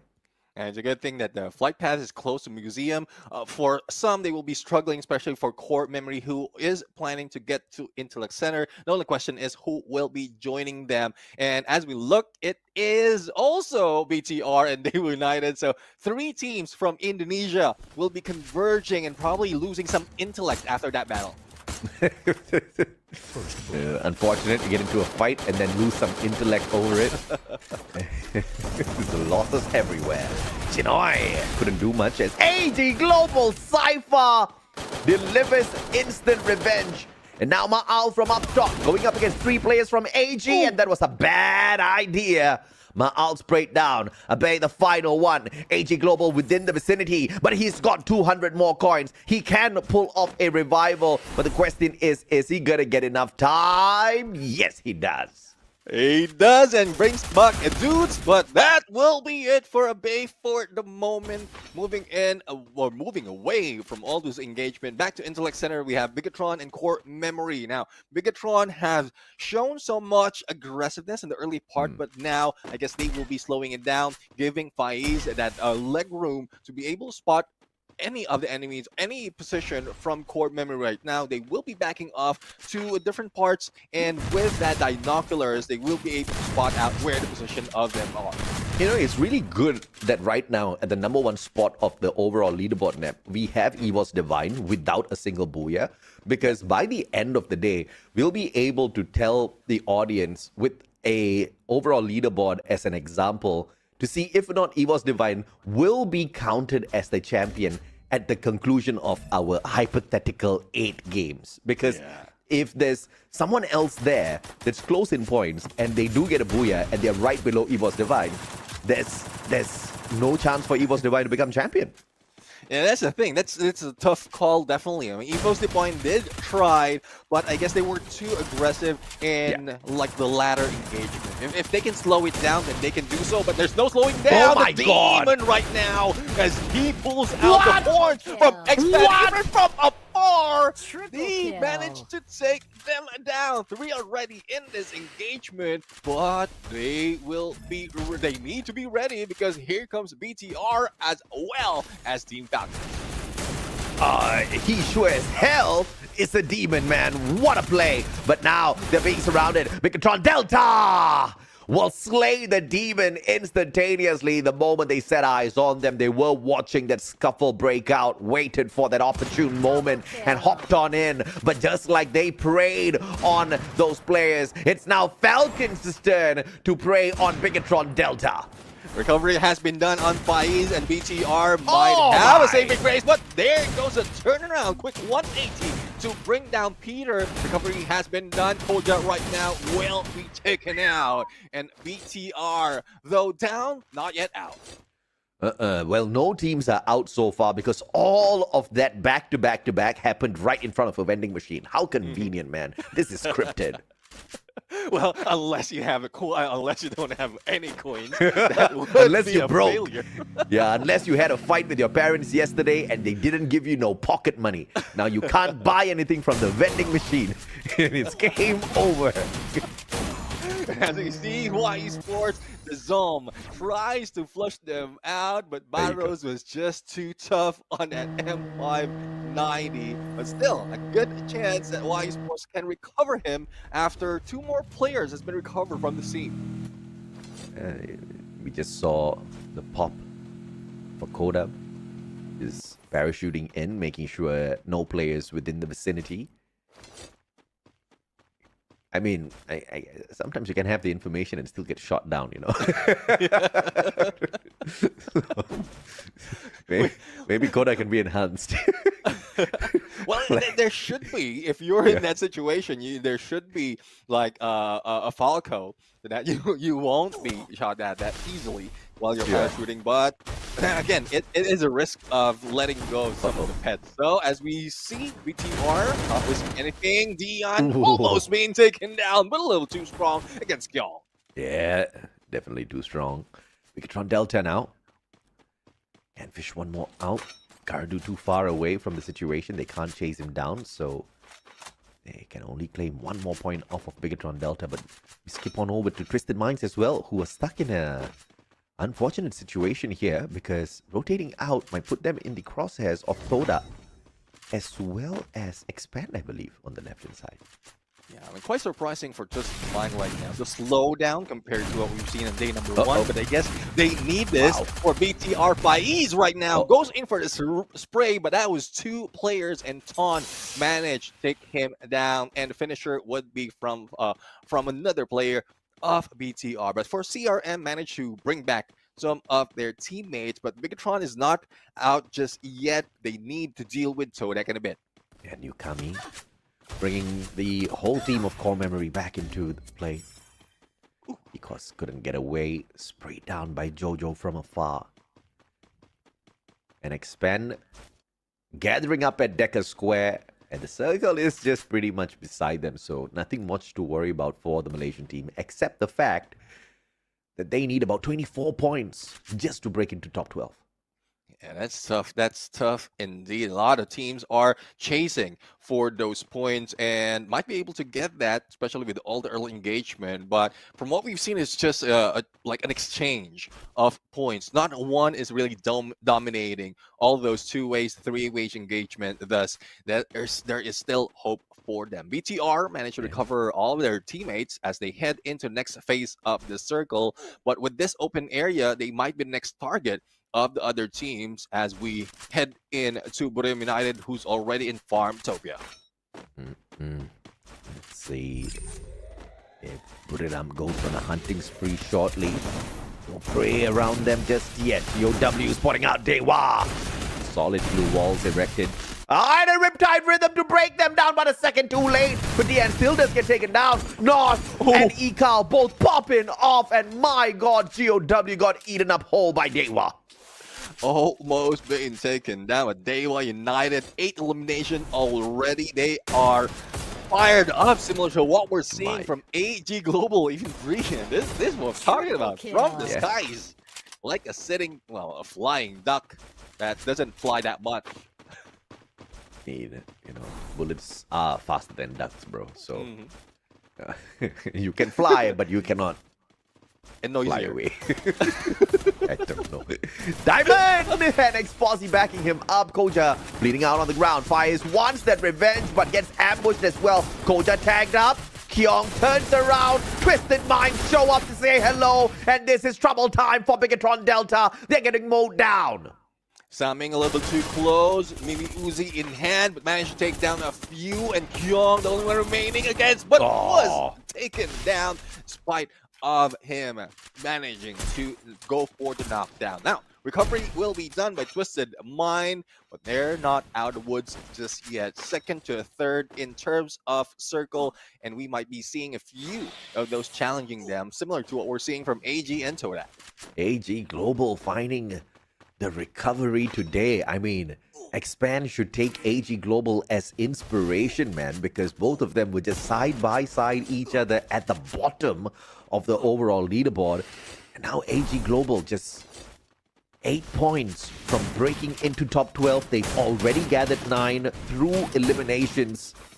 So they are on a good run. Make that 9 a 10er as they claim yet another life. And more for Todak to be taken down, but I guess they will be moving away, flying out. Let's see if Chinoy or probably do, but no, they missed all those shots. But unfortunate for Todak, they head straight to Twisted Mind, who will not be favorable, who will not be giving any mercy in this battle.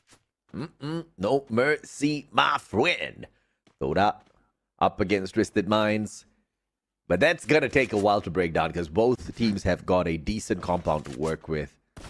And yeah, say hello to my Dinoculus as well, says Twisted Minds, scanning out everyone on the side of Todak.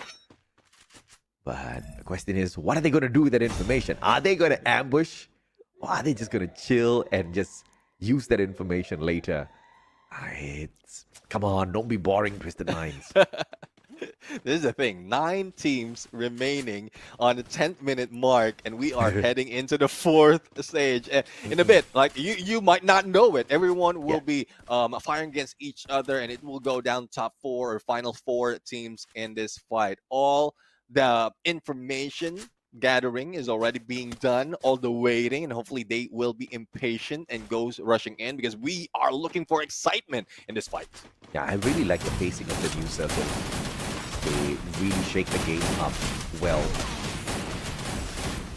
Hua Esports, though, truly shaken up as they get mowed down by Todak.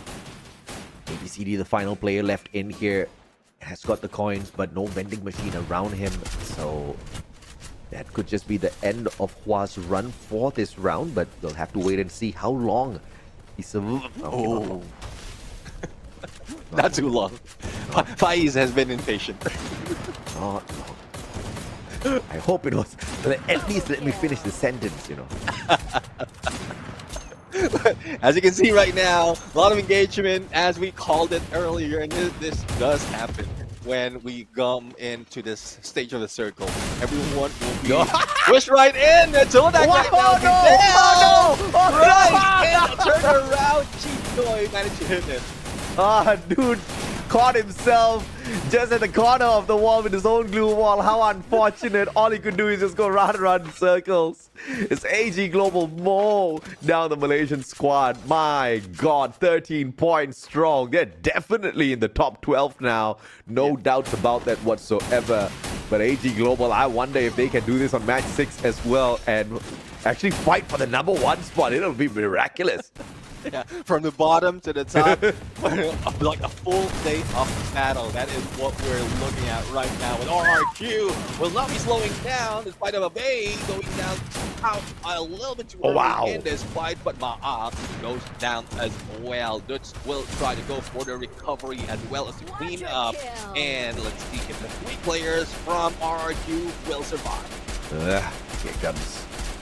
Put it on as well. On the heart! Then Moshi! From afar, shutting down the sharpshooter of Falcons. Limit taken out. On fire, trying to make that cross. But RRQ being annoying and shooting at him as well. Falcons are hurt. Their wings are clipped now. Let's see if they'll be able to fly or probably fall down. But Team Daewoo United will be falling down first. We are left with 5 teams out in the open. Twisted Mind will try to go for a takedown. But this is a tough call for everyone because Daewoo United, with this high ground, 3 snipers, if not all of them, has a snipe, will be a trouble for all those stepping out of the compound.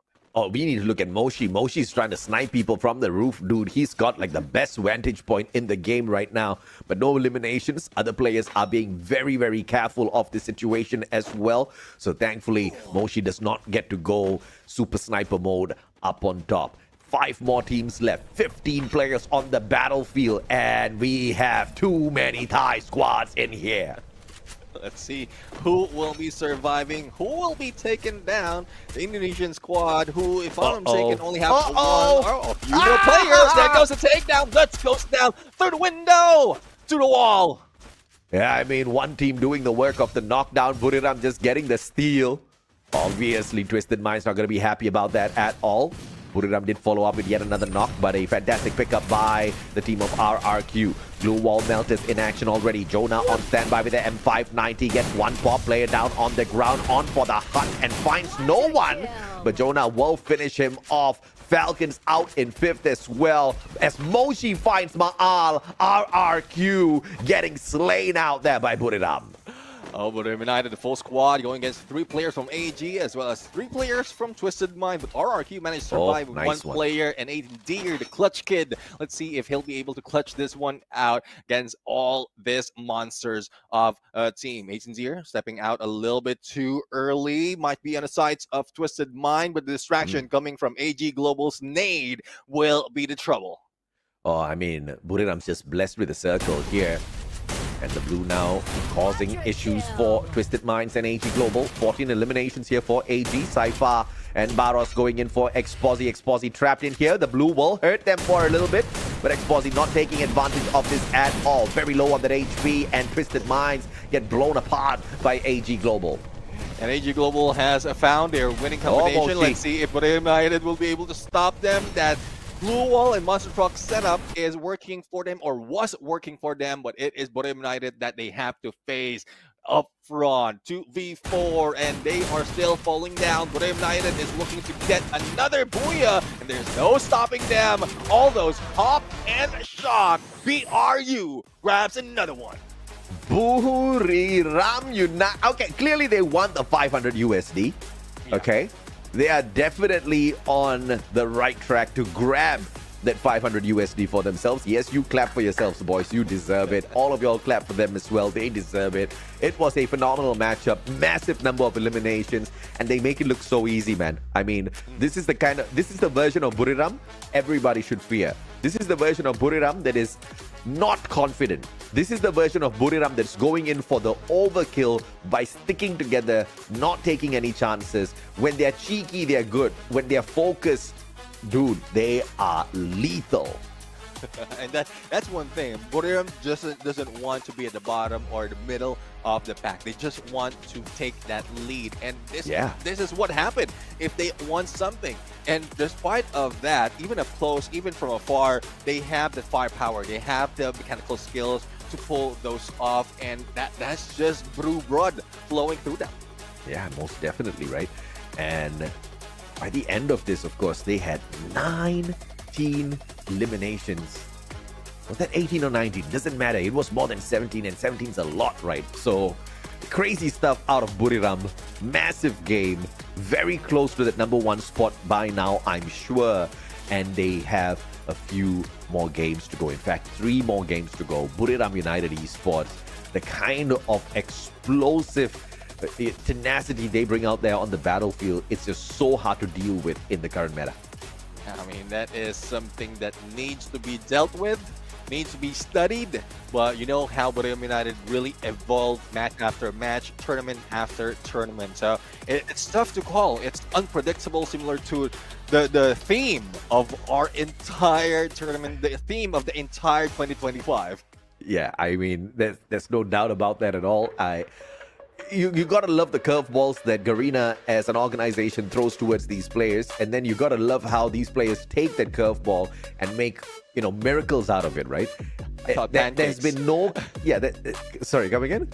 I thought that was pancakes. They take that curveball and make pancakes out of it, because Buriram United, it seems like they're eating it.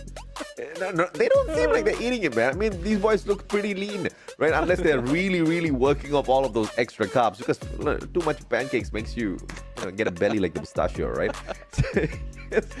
Sorry, cut you off. These boys have just really managed to take everything that's thrown at them and just make it work, right? They know the game, they understand the game, they understand the mechanics down to a point where nothing's a curveball. Everything's a, oh, really? Okay. Oh, you're changing that? All right. Okay, no problem. Oh, double points? All right, let's go. There is just no stopping teams like this. But of course, the changes, I also see it as a huge plus for some of the other teams who are having troubles catching up with some of these top flight squads. And I think that has actually done the job really, really well. Now you see Heavy, now you see WAG, they're kind of all hanging up there with the very best. The number of points are very, very decent, but not everybody has been able to take advantage of this yet. Yeah, I mean, it takes a lot of practice. It takes a lot of study to do that, and like a lot of patience as well. Patience and discipline, and not all teams will have that. I guess they do have that, but not so much in the level of what we've seen from Borneo United and other teams. So let's see if that's something that they would fix. Again, we can throw out all those advices, all those assumptions, all those I would say what we're asking for them so that they can evolve. It's up to the team to do it for themselves. You know, it is just so beautiful to watch these teams go out there and show us how much they have grown. It's very nice to see Bigatron Delta be pretty consistent with their aggression out there on the battlefield. Of course, sometimes, you know, things do go south, but this is Southeast Asia. This is the 18 best teams in Southeast Asia, so you don't really know exactly who you're going to encounter. But Bigatron Delta as a whole, you look at the way they maneuver around their rotations, it's so much more tighter, right? They're so much well put together now with how they survive out there on the battlefield. And the focus is not just for the top dogs. You know how they are titled the Giant Slayer. And now they're not just focusing on that. They are playing it quite well. They're playing it wherein they really want to grab a few more. Speaking of getting a few more, Moshi, I would say the thief in the roof, with those 6 elimination, managed to get 33.75 on the damage and 5 assists. The sniper of Borneo United. Yeah, you've got that Moko, you've got the Raphael, you've got the Nikita, ran across the board on the passives and the active with the Skylar. The Riptide Rhythm not really jumping into action all that too much because Moshi, he was getting up close and personal in a lot of those fights as well, right? But from afar, you know, he's just so annoying to deal with because he's got the I wanted to say something else. He's got the confidence to split away from his team, walk solo, and flank from Timbuktu and shut down all of their opponents, right? This guy's crazy. And it's not just his own confidence. It's the team's confidence on him as well to let him do so. I guess when we talk about confidence, like the Borneo United has those individual skills that they rely on. They trust that they can pull it off, but they're always there ready to like give a hand just in case they fail. And that is, I guess that's one of the strengths of Borneo United. Yeah, I mean, no doubt about that at all. I think, you know, they have always shown us their very best. And it's one of the few teams that actually run Ford and his iron will. It's great that Wasana has this, right? Because you do have this passive where you gain 10 HP per second for 4 seconds when taking damage. And you know when Wasana is out there, he's constantly just rushing into battles. If anyone needs to be recovering that HP, it's him.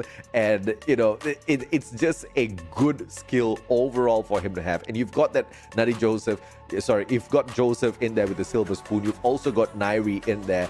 This guy is just built to last on that battlefield. And when you're Wasana and you're lasting that long, it only means you're going to get a lot of eliminations, like the 19 that they have right now. And in spite of that, they also have Get High with a Cassie plus that Thiva. So even if they fail, they plan it out. they can pick it up that quickly. So dude, he's got that. And then plus on top of that, you've got Get High just pumping him with that electrotherapy. Yeah. He's the undying slayer. And that's why I go back to trust. They just trust Wasana to go head in the battlefield. Like, we don't care how you do it. We're just here behind you. And we saw earlier in the final gameplay how Jonah anticipates what Wasana will be doing and just waited in the window to take down 2 players from the final team. That's just trust and knowing the chemistry of the team. But let's not take it away from AG Global. Another well planned, well executed play to get 24 points. Yeah, I mean, very well played. AG Global now will most definitely climb into the top 12. They were very close to it already earlier on, but still Buriram leading the squads with the 2 Booyahs squad within the day. And we are just halfway through. We've got 3 more maps coming up. We've got Bermuda, Kalahari, and the random map as well. Down at the bottom, teams that are not doing so well, as usual, the Malaysians, they continue to struggle on the Southeast Asian level. Megatron Delta and GOW kind of joining them with that sort of a streak in here today. Expand picking up 26. We see some promise from them, but we do want to see a little bit more tenacity. I think they are playing too safe out there. At this point of time, you are struggling. You're far away. Just go all out, right? What's there to lose? You have got 3 more games to practice against the rest of these teams in the preseason. Yeah, and we were just talking about what point they gathered today, including the few points that they, or not a few, but all the points that they gathered from the previous day that they played that would translate to the leaderboard that will be shown later on. But again, a lot of changes that we were expecting for some of the teams right here, especially in the bottom, need to be applied halfway through in the battlefield. But I guess this is a chance for them because the next map would be the OG map, Bermuda. Yeah, absolutely. And of course, whether or not it's a slow or fast pace, we will have to wait and see. But, you know, I'm actually really liking this whole no double on the active skills thing, all unique active skills set. It's really forcing the teams to think creative in terms of how they approach this matchup. And it's actually bringing a lot of flavor to the game. I really like breaking down the active and passive skills so much more now, as opposed to, oh, they ran 4 Tatsuyas again. It showcased the other skills. Yeah. Showcase the other skills. If that didn't happen, imagine all 4 or 3 or 2 players having a coda in the battlefield. That would be tough. I guess with that introduction, the adjustment really is needed, and it's just working. It's just working not just for the game itself, but for the players as well, to keep them play it intellectually, just like do their homework, how or what works in terms of combination of active skill, as well for us viewers and casters who's watching the game and showing us how it's done. Yeah, absolutely, man. You know, double Cassie is a pain as well. Double electrotherapy on the battlefield, and then you've got Buriram. It's like 2 Terminators attacking you at the same time. How does a man survive this? You don't. That's the you just don't. And that's exactly how Buriram always dominates, right? Now, sitting down at the second spot with a total of 161 points, 25 points away from EVOS Divine, and EVOS Divine is not even playing today. 25 points is like waking up and breathing for Buriram, right? It's normal, it's doable. They've got 3 games to do it. There's no way in hell they don't end up in the #1 spot. And the issue here is there are not many other teams who are very close to them. One of the few that are close to them, that's RRQ from Indonesia, right? Not even the other Thai teams. It's an Indonesian team, and it's a very, very promising Indonesian team now. Yeah, definitely. I mean, RRQ have done so much. Hopefully, that will be the motivation of the other teams. And we're seeing that. VTR, as you did mention, the evolution of this team from that aggressive, totally aggressive, just hyper-focused on specific team, but now playing it all throughout the entire map. Now, we also have Dewa United, who's showing us a little bit of sign of hope. For core memory, that's something that we need to see as well, because they are really struggling in this battle. There's a lot of changes that has been done that they're not adapting, coming from different region as well. But for Vietnam, there's a few that's doing quite well. Hopefully they can do better, because they will be left behind in this fight. Yeah, absolutely. Now, we do apologize for the delay, ladies and gentlemen, boys and girls. We are going to be kicking off the match shortly. Now, we do have the game on standby here, as a couple of players had to use the washroom for a moment. So let's take a look at the schedule. Put it up with a double Booyah, AG Global in with a single one, but for the day, it has only been about that Thailand run. Let's see if or not that story will continue for the remaining 3 maps. Next map would be Bermuda, as talked about, and Kalahari on game number 5. And we are still looking into which map the teams will be playing for that double elimination round. And there's... I'm still dumbfounded on how this has been set up, surprised and amazed on how successful this is. Like, this is being pulled off by Garena, by the team in the background, by the teams that's showing us, and even us who are not used to all these changes. Now, I'm shocked, man, because you know why? Usually, I come up with damn good ideas, okay? So, this time, the team came up with super good ideas. Even I'm impressed, all right? This one has knocked the ball out of the park. I love it. The double elimination points and the way it's structured, the way it's kept from getting into the grand finals, which would be obviously game-changing. And just to have the championship point rush, it's a different scenario altogether, right? But of course, let's take a look at the top 3 on Bermuda as well before we hop on into the map. Finally, we've got Team Heavy from Vietnam, PE Sports from Vietnam, as well as RRQ. Now, Heavy has already played 12 games. PE Sports has already played 12 games. So I guess it doesn't really count. RRQ is going to beat them. RRQ might be the best team on this map, and it's looking like it based on the pattern, but still hopes from some other teams who will or might be doing quite well. Following them would be Team Falcons, who's also from Group C, and another team that I did mention earlier, CRM from Thailand. So it's like that chase around for this map, because a lot of teams really knows how to play this. Yeah, absolutely, man. And of course, many teams know how to play it, which is what makes the map so much more difficult, not easier, right? Because everybody knows how to play it. Everybody knows every single hiding spot. Everybody knows every single angle. Everybody knows exactly where to go, where not to go. And that kind of causes a lot of confusion on the battlefield, right? So the teams that are the best and the quickest at responding with their fingers to take down their opponents will be the ones to survive to that final circle. But let's hop into Bermuda and kick off this next match.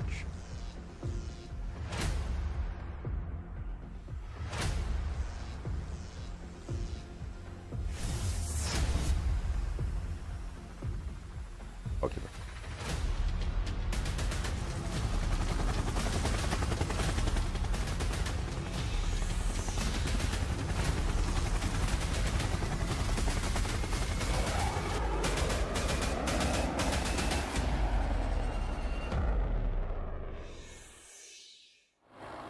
Back to where it all began. The OG map, the not so green grass of Bermuda is here with that remastered map. And as we look at that flight path slicing through the middle, let's see if any hot drops will be happening and if anyone can get out. Let's see if not any of these players are going to be making a little bit of a boo-boo here on the initial drop. Hua Esports, I hear those gunshots. Question is who's shooting at them. CRM finding one.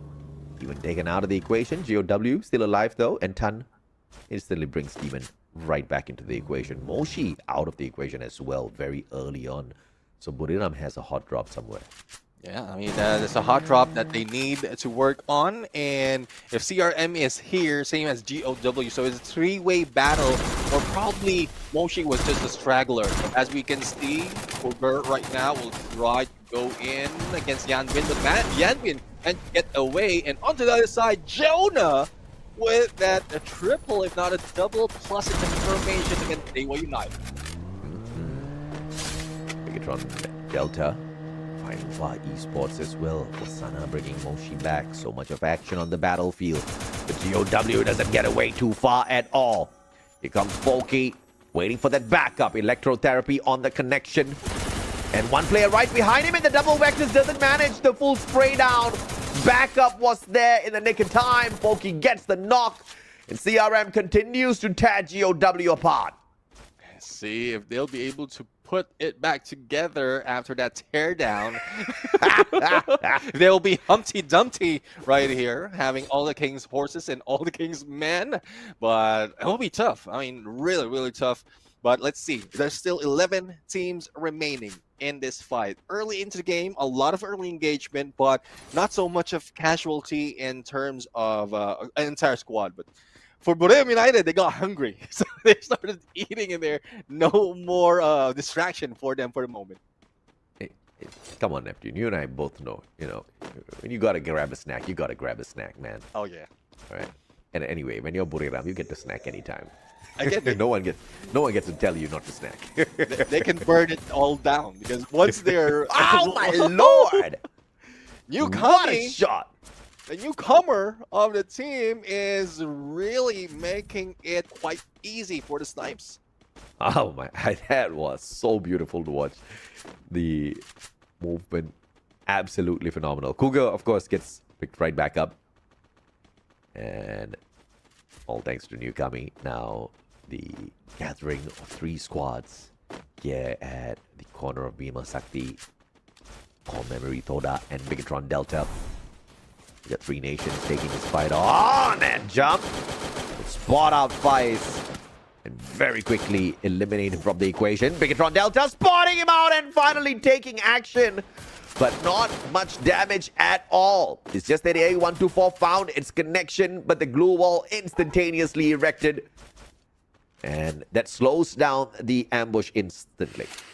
Yeah, I mean, they are going for the isolation play, saving Todak in the process. And Faiz right now will be left on this area. And I think that was a nade or NFGL that has been thrown on to CRM to get a little bit of information plus a few damage, but it didn't really pull through for BDR just yet.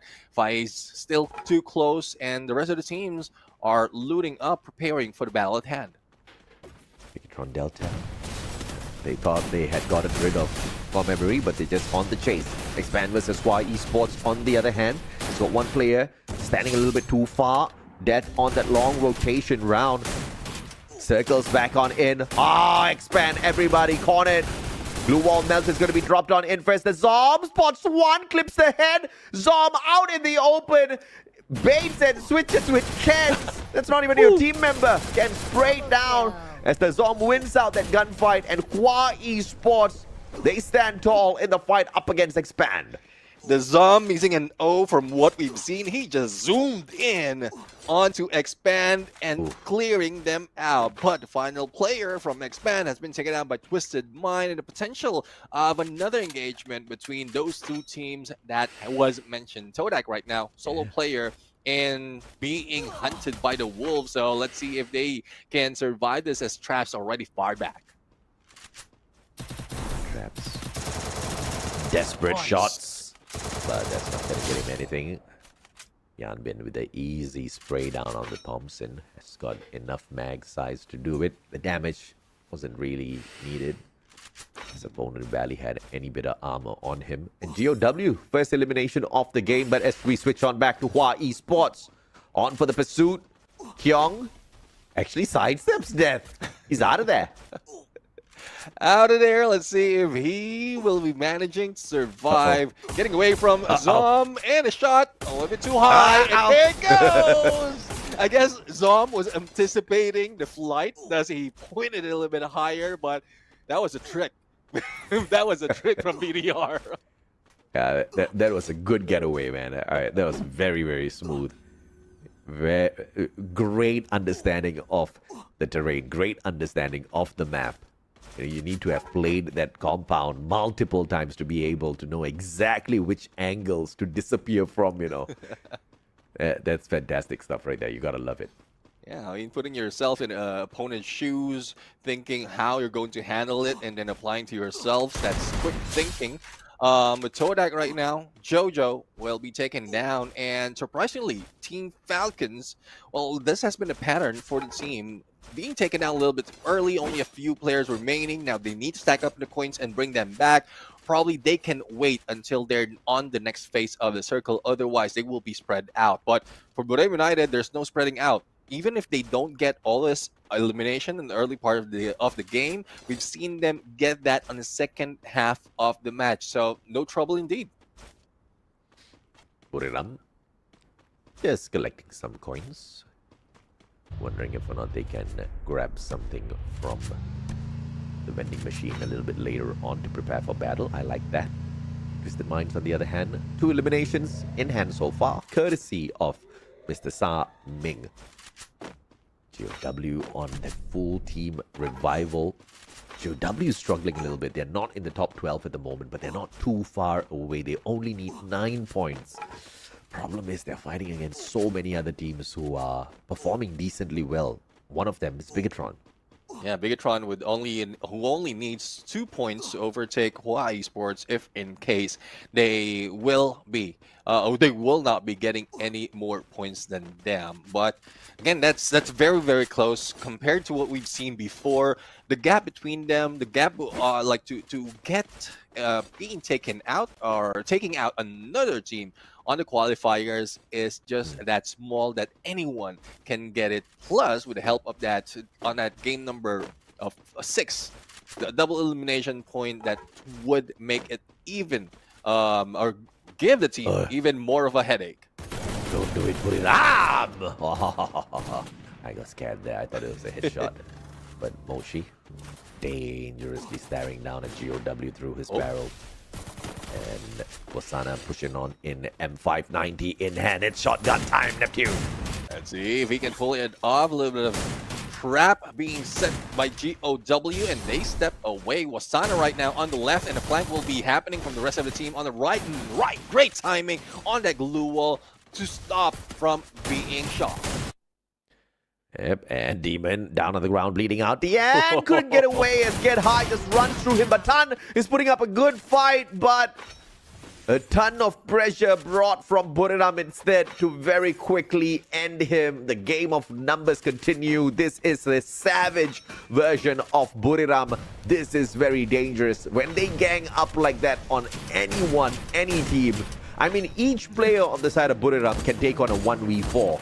Yeah. And when you've got all 4 together, Neptune, it's like battling an army. It's when you look at the positioning as well, it's not just a pinch.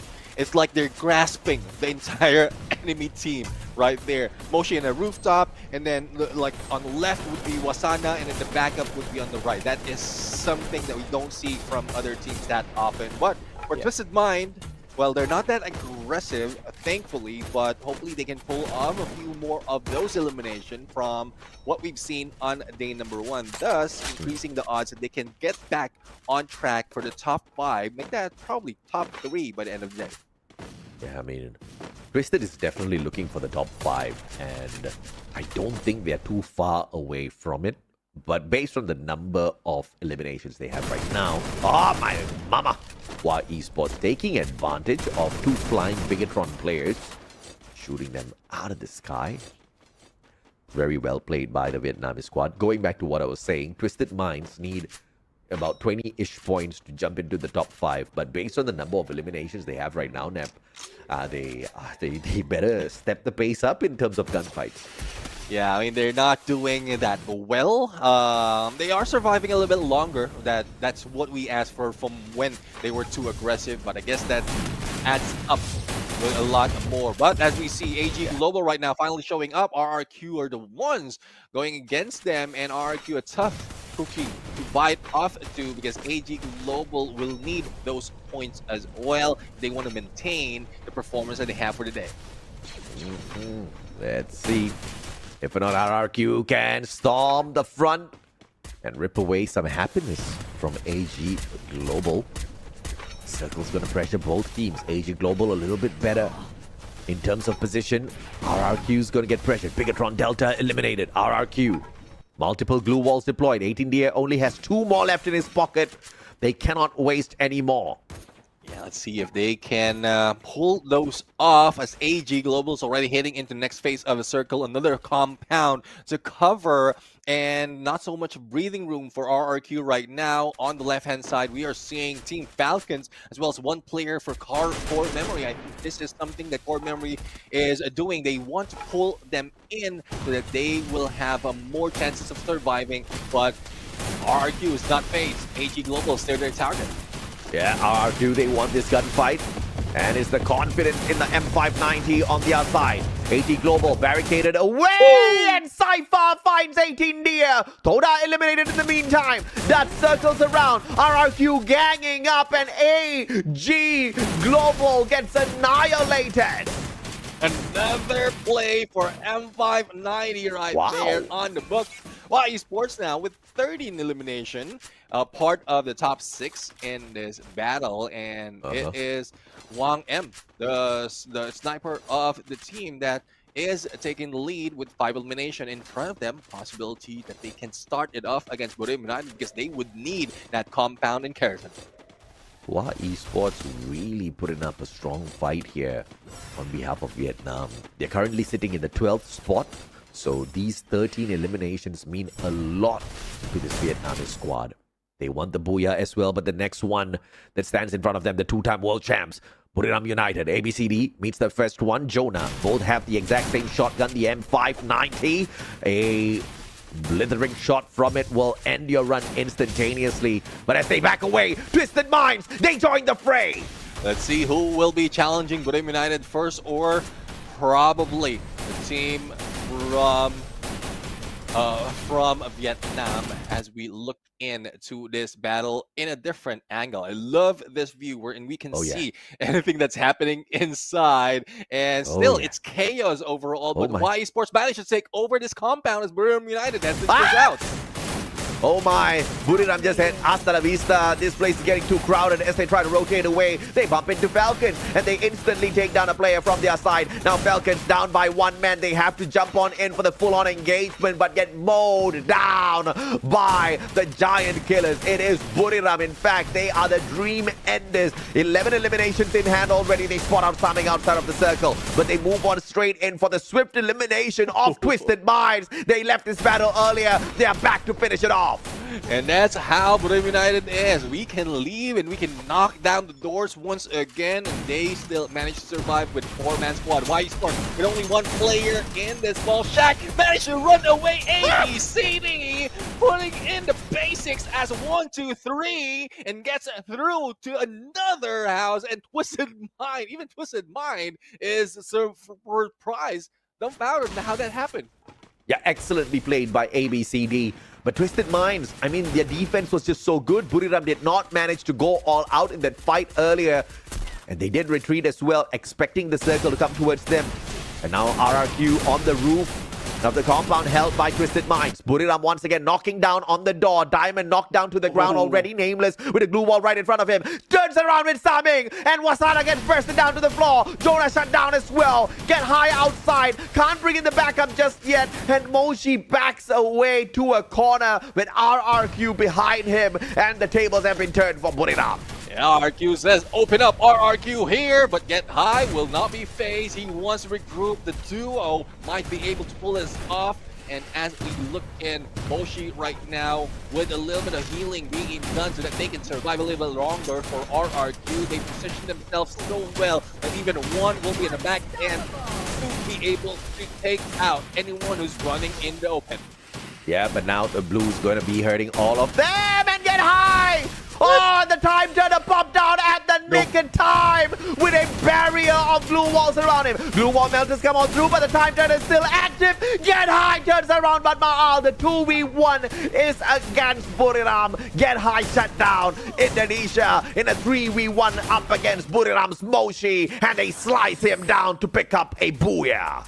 RRQ still proving that they have the title of the best team in Bermuda in this game, in this tournament, and they are holding on to that. Every time they jump in here, they grab a lot of points. But let's see if this is their first, if I'm mistaken, their first Booyah in this map. So if this continues on, if they will be brought a Bermuda map in that game number 6 random, then they might be able to do a lot more. RRQ making a good fight to climb the leaderboard. They were behind Buriram. We did highlight that earlier. And not any other Thai team, but a Indonesian squad that is hot on the heels of the Buriram team. And not only were they hot on their heels, they overtook them in this game. And on the overall leaderboard, I'm pretty sure they have managed to catch up with them quite a little bit as well. But the engagement between Twisted Minds as well as Buriram earlier, a little bit unfortunate for the side of Twisted Mind. Yeah, Twisted Mind thought that they have an element of surprise. They're quite far, and with that battle, Buriram and YE Sports, they can capitalize on that, but it was a little too slow, I would say. Or on the flip side, Buriram United was just too quick to get away and then reverse it onto the two teams. Yeah, and of course, It was a phenomenal effort, but it also was counting on a lot of knowledge of their map and surroundings. RRQ Kazu, they did absolutely well to manage all of that chaos around them. But speaking of which, there was a lot of chaos on that map. Yeah, definitely. RQ tried to keep their distance, tried to put that element of surprise as well, but I think they were a little too late because all the damage has been done. In terms of elimination, Burim United has gathered so much from YE Sports, from Twisted Mind, and then RRQ is just there to steal away that booyah, which is good because they're planning to prepare for that championship rush. But in terms of getting that #1 spot or going ahead each other, I don't think RRQ will be able to overtake, and Burim United is just pulling away. I don't know. I would not say that, Buriram would be pulling away. I still think RRQ has the capability of shocking us.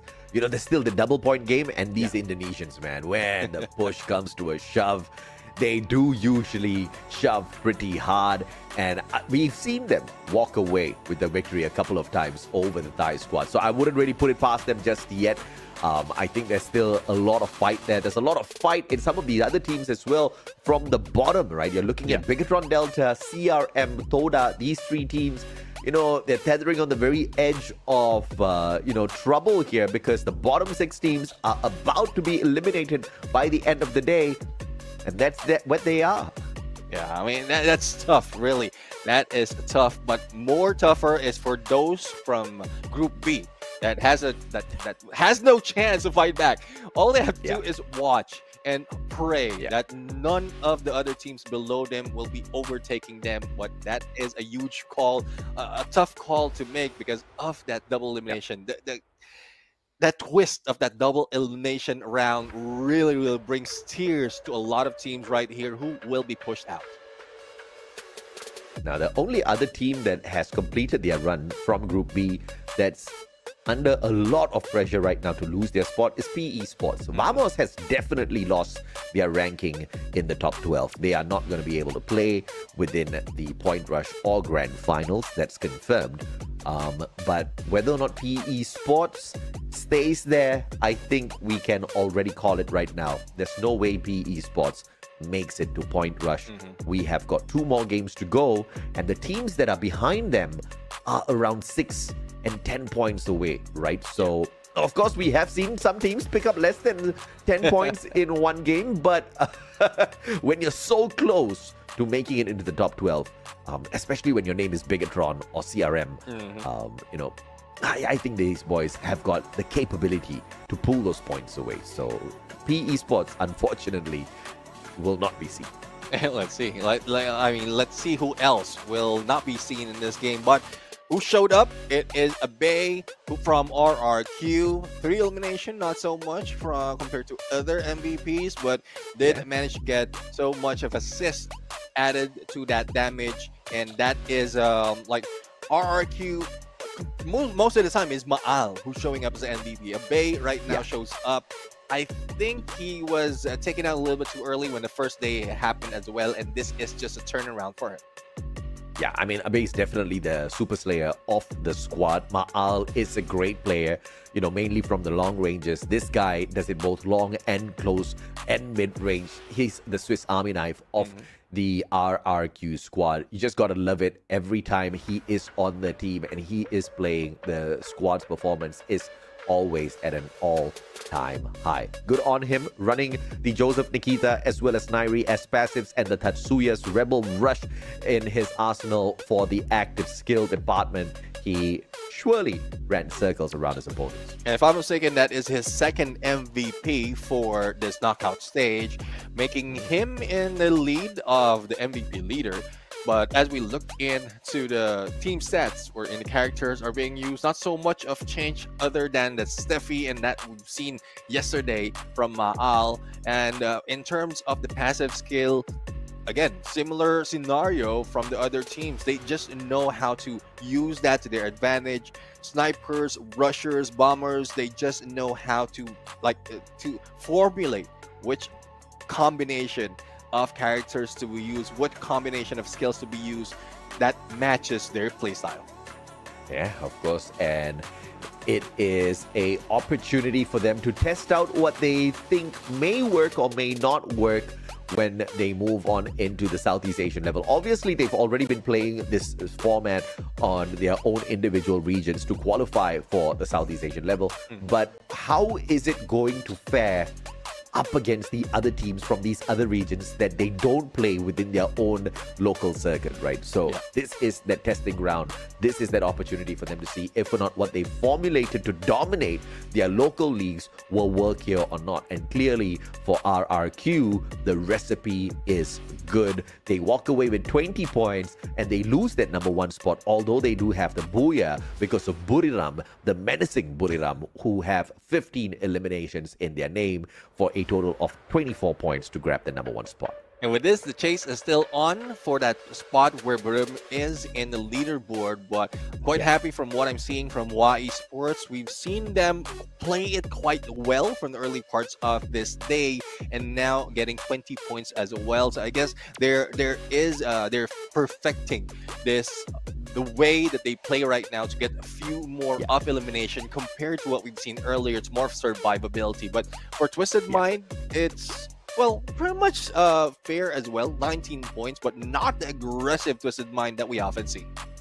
But so you were right, Neptune. They most definitely ran away from RRQ Buriram in that matchup. They just had those eliminations to just kind of whiz past them. But in the overall leaderboard, they will continue to maintain that dominance as well. RRQ still finding it tough to catch up to them.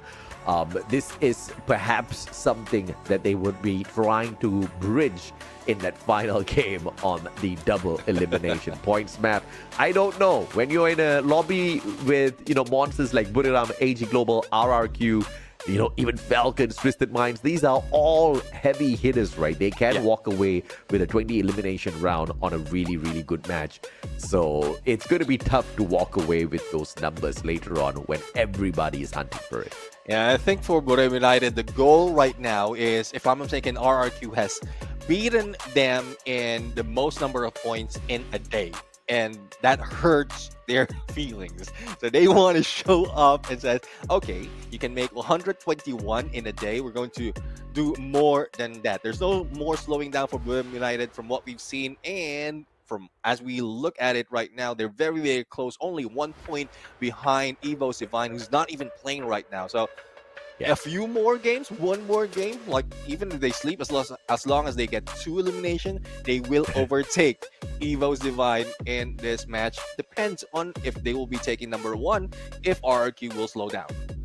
Even if they don't get any eliminations at all they need to do is just survive until they get the 10th rank. They just need 1 point, and then they will overtake Evo's Divine because of their booyahs. So,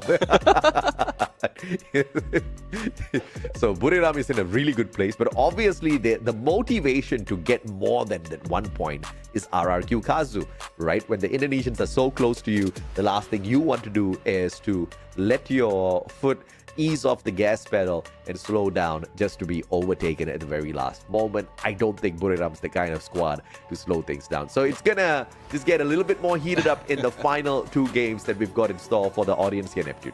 Yeah, definitely. I mean, there's a lot of chasing around. There's a lot of changes that need to be done. And for some, they need to be consistent. I mean, we've seen AG Global like pull off so much compared to what we've seen them yesterday. So let's see if that continues on, even from YE Sports, who's getting a few more of those points right here that may be able to help them to secure their spot on the top 12. But in a bit, we're going to see all those battle happening, starting off with Kalahari on game number 5, and then a random map on game number 6.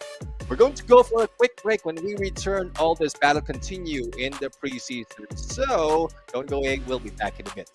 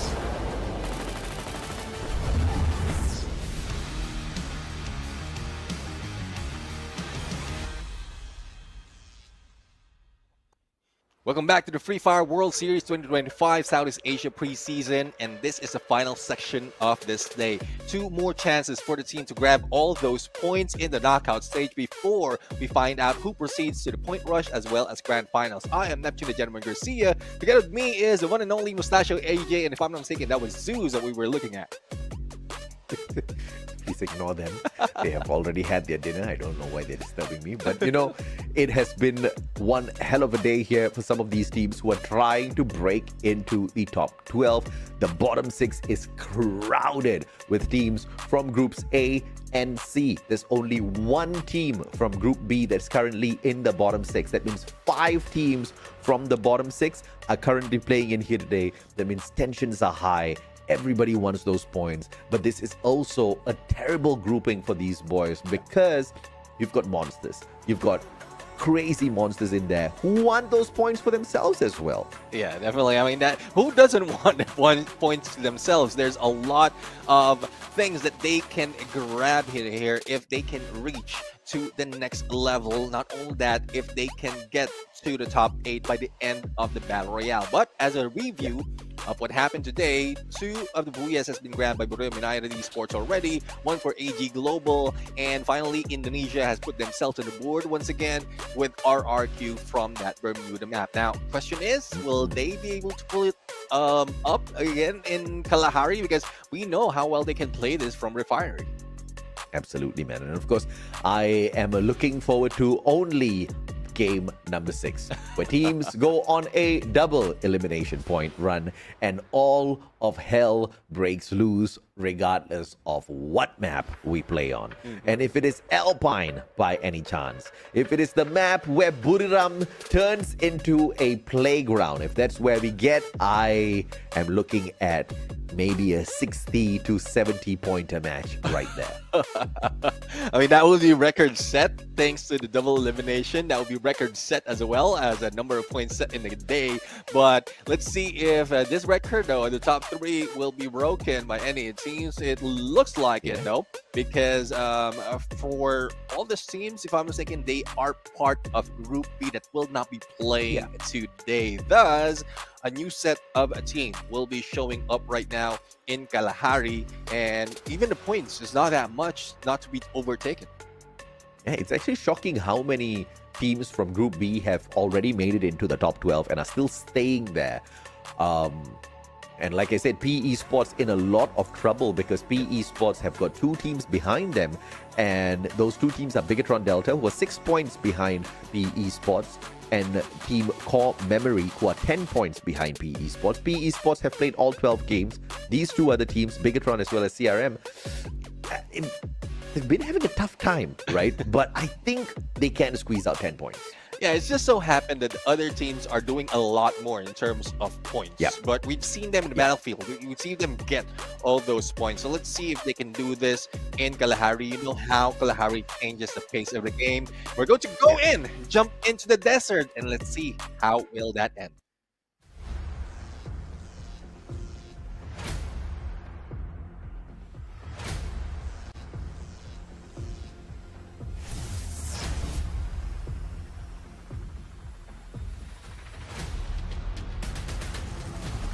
Roger.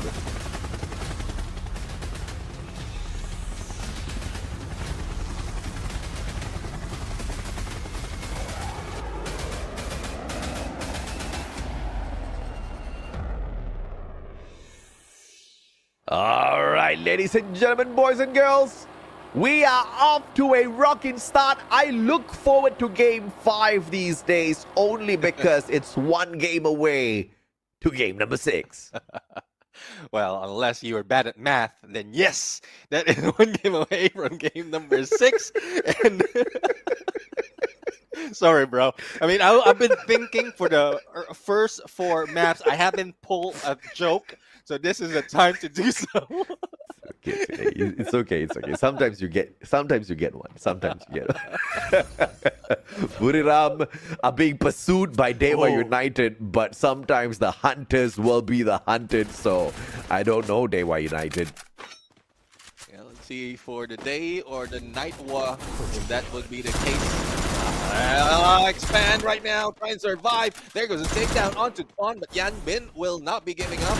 Another double vector play coming from this guy, and we've seen him pull this off with a 3, if not 4 spree with that weapon. GOW. Demon already on the revive. And Expand for Campbell. Expand's player being brought back in as well. A revive on the side of Buriram. And just like that, we are one player away from being a full lobby once again. This battle's not yet over though. Ekal will be taken down. Not quite sure if they have a lot invested, but this is what happens. Buriram United goes back, turn around, and fight back at you. They are just steamrolling against them. Kiki not even backing off, but was able to go and take down Moshi through the glue wall. I mean, that's the beauty. It's very rare that you see Moshi getting taken down by the M82B, but Toda ruins the party for Deva United. He was just about to smile like, hey mama, look what I did. Let's see if Toda can do the same thing, because only Wasana will be in here, a solo mission for him, but here comes a recovery, and Buriram United might still be alive after this, but still, Sliver of Health managed to survive that gunshot. What? Oh my god, Wasana! No, Wasana, no! I thought he was going to turn the tables, and Faiz would have cried if he did, because Wasana barely had any life on him. Thank God Faiz got the job done. My goodness, the Buriram fans would have been laughing if he didn't. Yeah, Faiz did a job done after 3 shots. That's one thing. Don't going count, against, bro. Well, going against Buriram United, you need to be accurate. You know how things can be turned around by this guy. If that would have been reversed, if he's not healing up, he's not proning, that could have been reversed, and he's the one going down. So they really need to be to have that accuracy. But we'll see. We'll see. There's still more chances for them in this battle. RRQ right now back in where they usually reign, but AG Global, in spite of them on lower ground, they might be able to fire back. Dew and Chinoy, a little bit too far away, and that has got the Car 98, and I don't know if that's the weapon of choice for him at this point of time. I'm pretty sure he would love to pick up that AWM, but it is the best that he has available to him at this point of time. RRQ, on the other hand, as usual, the refinery plays on this map. It's a classic for the squad. Yeah, and from what we've seen as well from the other day, this is the sub, the party sub that everyone wants to jump in.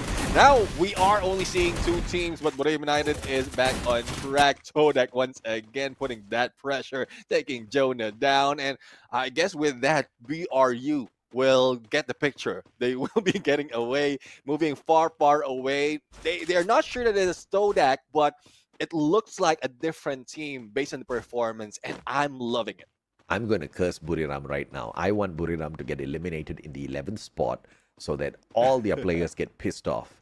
And then in Game 6, they go crazy. Okay, come on. Come on, somebody. Get it done. Yeah, Get it done. Just for entertainment's sake. Let's go. It seems like they will try to do so on both of this map, because judging from Abe getting 2 of the MVP, and then all the MVPs from all the booyahs that has been taken by Buriram United has been spread across, so they will need 2 to beat that. 2 booyahs wherein any of their teammates will be getting 3 by the end of the day, but that's just additional $500 US. That we're not even talking about the actual prize pool for their placement. So that's just them dealing with a lot more. Look at you saying just additional 500 like it's not a lot. That's a lot of money. Dude, I mean, we're talking about Buriram United. They can get more than that for the first place. So that's true. Just They've additional. They've got 2 hands and 1 foot on 8,000 USD already. So, unless we actually have like some sort of like a game changer moment later on. But get high up against Toda once again, and they sidestep that shot. Vidal's straight to the chest of Get High. A little unfortunate of a start, but that's exactly what I want. Let's go. That's one thing though for Todak, like being that successful in those engagement. Hopefully, it will not go to their heads, and they will be too aggressive against the other teams. Otherwise, it will be the same story that we've seen before. They will not be able to get the point. But speaking of point, Han goes down for another possible point, but Yanbin will try to fight back. Recovery of Ton has been done, and Todak right now will try to put it in the corner. And there goes one player, but the rest of GOW is still alive and kicking. Yeah, unfortunate for Yanbin. It's just way too much of pressure for them to deal with. Now, Core Memory up against Bigatron Delta. Puja on standby already. They're the M590, but jump with the exact same shotgun headshot. Vice couldn't do much, and you coming from afar. The M82B will find its connection, and Bigatron Delta only have Gardu left in here with his secondary. And that is a chase for 13th and of the 13th and 14th placers. So anyone winning that will be overtaking or getting a lead between the two. Now, AG Global and Hawaii Sports, a two team that has been doing so much. The Zom right now. I love the jump. I love the turnaround. And choose the next target. And there's not so much that you can do in that fight. 11th place for AG Globals. AG Global needed points, man. AG Global needed heavy points. They are way too close to the bottom alongside PE Sports. And Bigatron Delta and Core Memory are still alive. And that just is bad news for AG Global. Bigatron Delta is about 9 points behind AG Global. So, you know, that can be overtaken in this match in itself. Yeah, I mean, it is possible. They are still surviving. Gardu managed to get back, and they can recover from all the damage that has been dealt by Core Memory. But speaking of recovery, Buriram United is now recovering back to Stone Ridge, and I guess that back and forth against Todak is now out of picture for the moment, and back to RRQ. Though their position is quite well known to other teams, no one is challenging them. And the trouble with that is they're not gathering any points because everyone knows that they're on the top of Refinery. That's true. And it doesn't seem like RRQ is going to be moving anytime soon unless, of course, the circle forces them to make that rotation. And this is good. Oh, okay. As we talk about a rotation, they're like, let's fly away. Question is, do they bump into anybody else? Yes, they do. Twisted Minds on the way to the exact same compound. And I believe this is about to be a party in the house of RRQ. Yeah, let's see who's going to start a party. Who's going to throw the music out here. First off, as Todak will be in the sights of RRQ. So gunshots. Oh, trigger discipline coming from Ma'al. They want to go all full squad. But jumping in a vehicle out in the open, that might be troublesome, especially if they are not aware the Twisted might be able to shoot them down. Twisted Minds will go shopping first. In the meantime, RRQ up against Toda. Toda from the opposite side. You can see those woodpeckers already on standby. Grenades being tossed at each other first. Ice grenade towards those glue walls, but nobody's home. RRQ has wasted their initial throwables. Toda still hanging back. Question is, are they saving it or do they have none? I don't think they will be saving it. They will be trying their best. Now, RRQ, very, very close. Todak right now, I mean, pressure has been put in on this team, but RRQ is not going so aggressive. They want to be safe in positioning, keeping their distance, using a portal go, and that might be troublesome because Buriram United will be behind them. And there you have it. Todak and Buriram United, RRQ might be at a loss this point. Yeah, this one is a big fight. If RRQ overcomes Buriram right here, right now, they overtake them on the overall leaderboard as well. But Twisted Minds interfering in this fight, knocking Ma'al down to the ground, opening this fight up for Buriram, but Buriram has slowed the pace down already. Abe, Duds down on the floor, bleeding out. RRQ forcing a quick recovery. Twisted Minds going in for the engagement. This is about to be a big fight for the Indonesian squad. Let's see if the Indonesian will be able to get away, manage to take that ridge, and pulls out on the other side. But Duts will be taken down. There's a cover. There's good recovery that can be pulled off by RRQ right now, and Core Memory will be spotted as well. But in this area. 4 teams will be converging, and Boreo United and Twisted Mind were the ones battling it out first. Yeah, Jonah actually got away in the nick of time. But look at Saming, the position he holds on to, a super long flank on the right-hand side. He's got the AWM in hand. Grenade dropped on the left-hand side, but does not go off just yet. Wasana sidesteps that and makes a mistake. Gets nailed down to the ground. Saming and the flank was perfect. And he shoots down Wasana, the rusher on the side of Buriram. Wasana just stumbled right there as he gets dropped, but let's see for the rest of the team. They still have a good chance despite of Twisted Mind having a full man rush on them. Get high, just waiting for that opportunity, or probably for time as well for anyone else to distract them. A little bit of a nade action being thrown onto Twisted Mind to give that opening to Get High, but Get High misses. Only a few HP being dealt to Diamond. Jonah can actually be the game changer here, but he's very low on HP. He's on standby. He gets clipped by an A124. First grenade does manage to get the clip. Second one right beside him. No! And he does take himself out instead.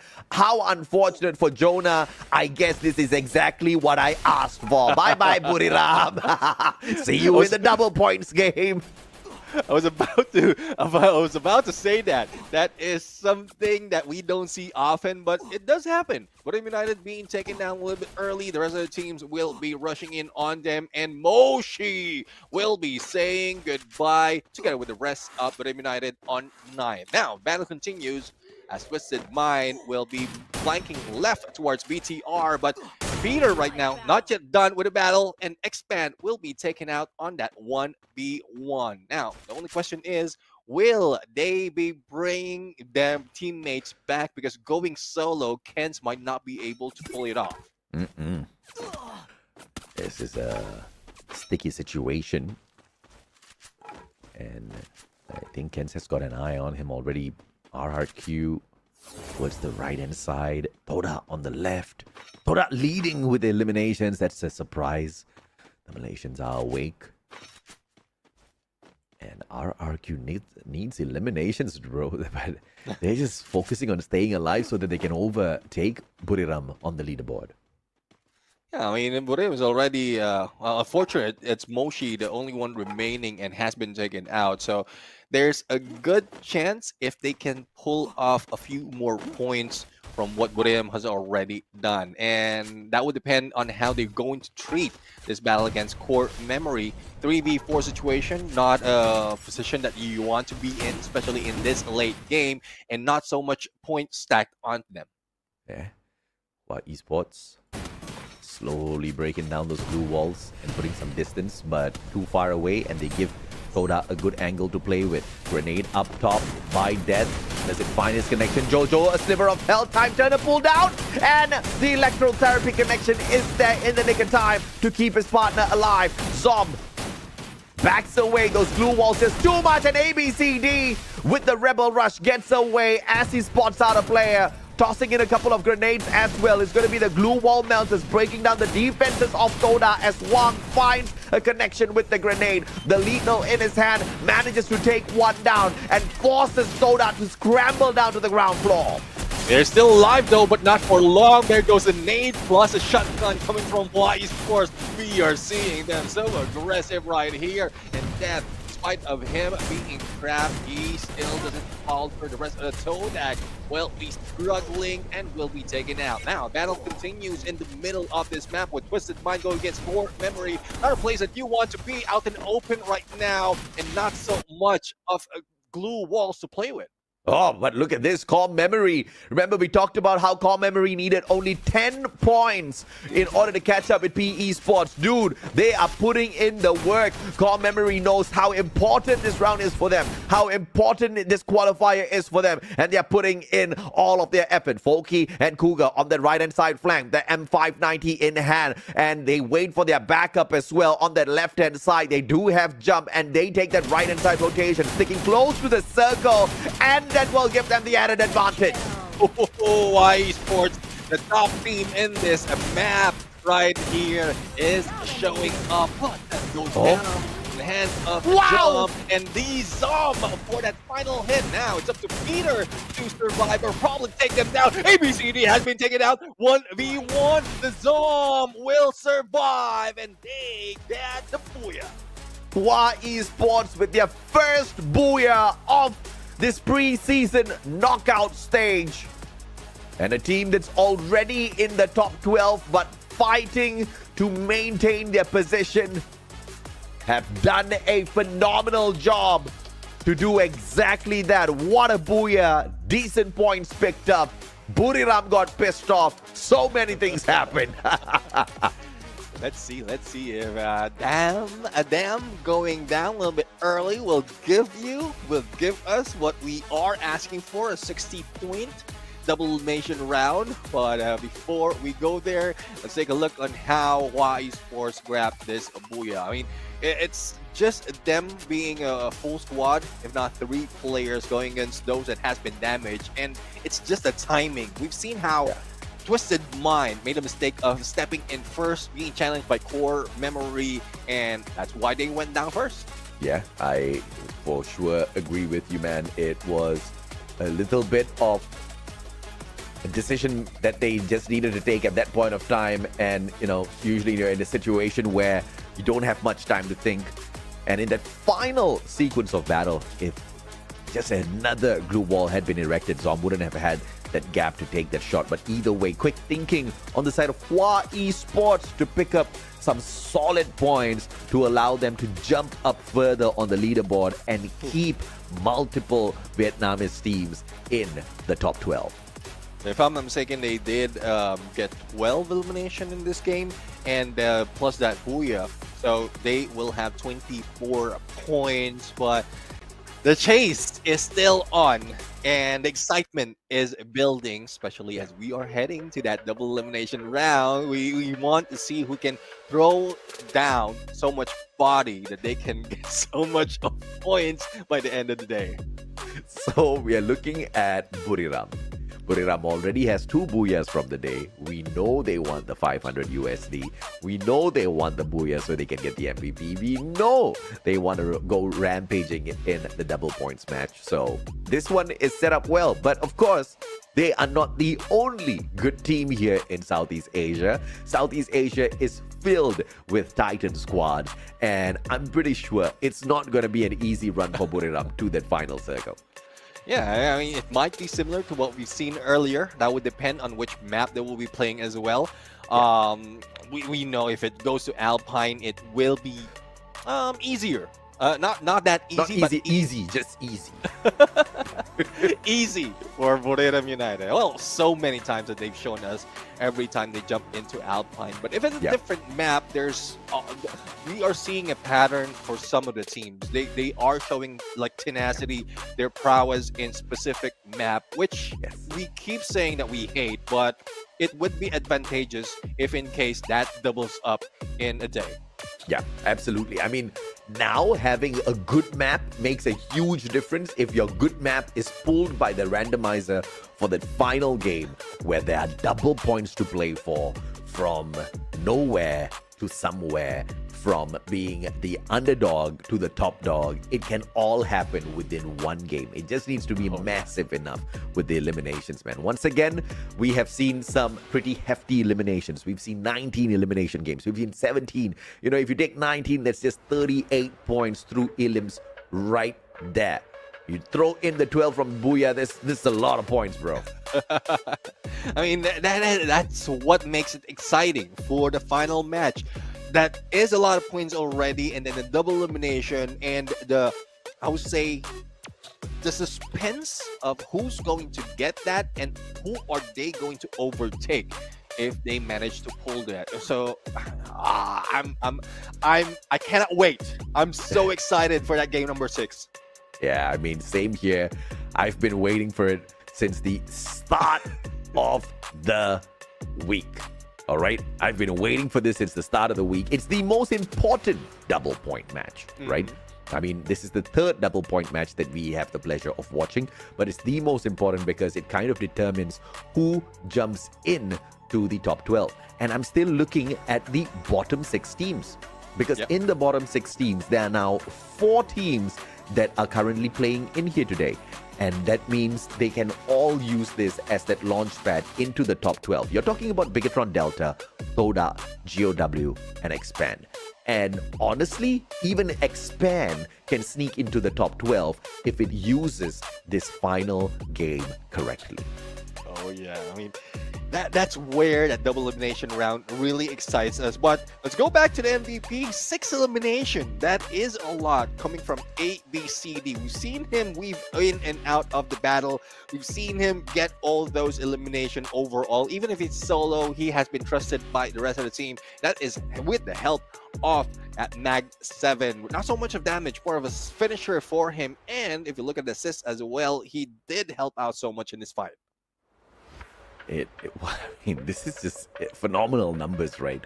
With the Mag 7 of all guns initially, and then later switching on to the M590, ABCD made it look as easy as 1, 2, 3, 4. And yes, he was counting bodies all the way up to 6 as he dropped them on the battlefield. Yes, definitely. And well, Tatsuya plus with the buff up of Nairi, as well as a chance not to be taken out with that Joseph. And we can even scan everyone from afar with that binoculars. But when we look at the team stats, not so much of a difference. Again, the Coda has been pulled out by Death right here, and we've seen Death use that in a great way, be able to spot enemies. But changes, we are looking for different set of active skill. Because of that unique skill, there's a good chance that some of the active skill will be highlighted. For the passive is pretty much the same. Absolutely. And of course, we do see a lot of similarities across these teams on the battlefield when it comes to the active and passive skills. The combination, of course, you've had some come in here very cheeky with some of their active skills. We saw Wukong. I guess you gotta experiment, man. You gotta just think out of the box sometimes to see exactly what may work. And if you want to try it, this is the stage to try it, right? As a knockout stage of your preseason, not when the real thing happens later on. Yeah, this is a testing ground for everyone, but there's no testing right here for Hua Esports 28. Correction, that is 28. I mentioned 24 earlier because of 16 elimination that they got, and CRM moving up. So with this alone, they have beaten BTR on that race, and they've taken over that top 12, if not top 11, depending on how the rest of the team go. Team Falcon 16 points, Todak with 14 points, Twisted Mind not so much with 13, and Expand is also part of that top half. But for Budaeum United, BTR, RRQ, surprisingly bottom half of the standing. Yeah. Piss them off, bro. Let's go. Both of these teams that are at the top of the table, piss them off so that we can get a phenomenal game number 6. Because it's not just about winning. It's not just about collecting double points. It's about breaking barriers. It's about setting records. It's about making yourself a legend in the history of Free Fire esports by collecting the most number of points in a game. That's exactly what I'm looking for. And as we look at today's standings, well, I guess this is one thing that we were expecting and is still happening from Budaeum United. One more game, and they're already at 94 points. There is a good chance they will be beating the 121-point day that RRQ has set. And for RRQ, it's not doing quite well. 57 points, because they're the ones in the running for that number 1, if not number 2 spot in the overall standings. For Hua Esports, 77 points. That is a lot already. That's huge already for them. And this might be the time for them to, I would say, that they don't need they don't have so much pressure to be in the top 12. I mean, everybody is under a lot of pressure, and even if you are in the clear, sometimes you are under pressure because you have a certain expectation of yourself. When you're not in the top 12, there are many different kinds of pressures that may just make you break But either way, the kind of pressure that PE Sports would have had from the start of the day, yeah, that's a different kind of pressure, right? Because, you know, he's constantly nervous, like, did I do enough? The answer is no. Unfortunately, PE Sports did not do enough. And it's sad that this is happening, but it's also great that it's happening during the preseason, because I want to see a motivated PE Sports later on when we move on to the real thing, right? When we go on to FFWS Sea Spring 2025, we want to see the better version of PE Sports where they really go back to setting the standard for Vietnam. Yeah, I mean, they were the motivators. Now, they are the ones that needs to be motivated, because the other teams from Vietnam is doing a lot more better than them. 3 of them stacked on 7, 8, and 9 currently. That is something that the esports doesn't want to see. But let's see, what map are we going to play in as we head into the randomizer for that game number 6? Well, it's the randomizer. Show me what you've got. Bermuda, baby, let us go. And you know what? At the end of the day, Bermuda, RRQ got pissed. RRQ wants more points. RRQ still wants to catch up with Buriram. I think it's the best motivation RRQ needs.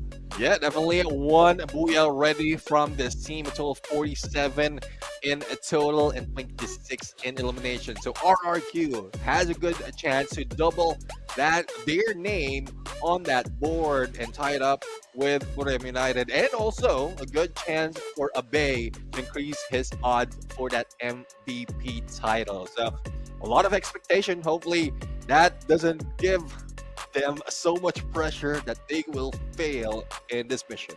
Yeah, absolutely, man. And of course, at the end of the day, if you do fail your mission, it's all right, because it's just the preseason. This is the pre-mission. This is the warm-up mission. So you just got to gear up and then do slightly better, right? But of course, ladies and gentlemen, boys and girls, everybody wants to be at their very best all the time. The top 3 on this map, it has always been RRQ, and it continues to be RRQ. Twisted Minds and Falcons, they're not too shabby here as well. So maybe there is a possibility they rise up to the occasion and try to steal away some good stuff out of this double points opportunity. If you ask what are the odds for Buriram United in this current map, they are running at 6th place. And we're talking about groups A and C. So that is, I would say, a tough call, because, well, we know for a fact that they don't really pop off in Bermuda, because other teams can or manages to pull away from that. Thus, they prioritize on like performing in Alpine and the other maps.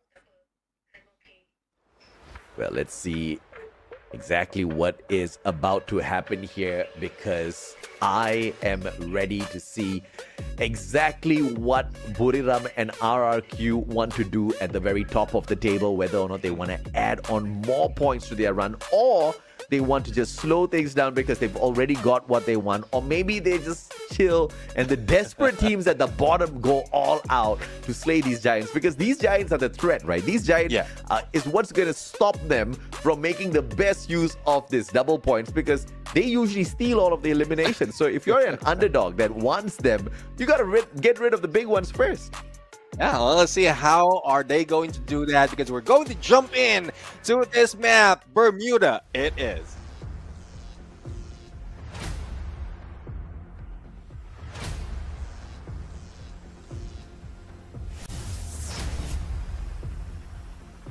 Roger, bro.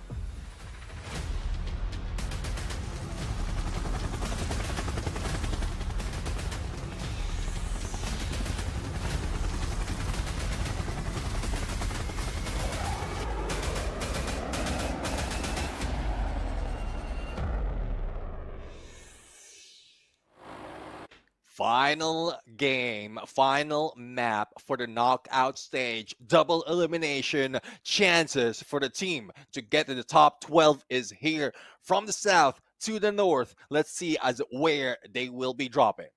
Oof.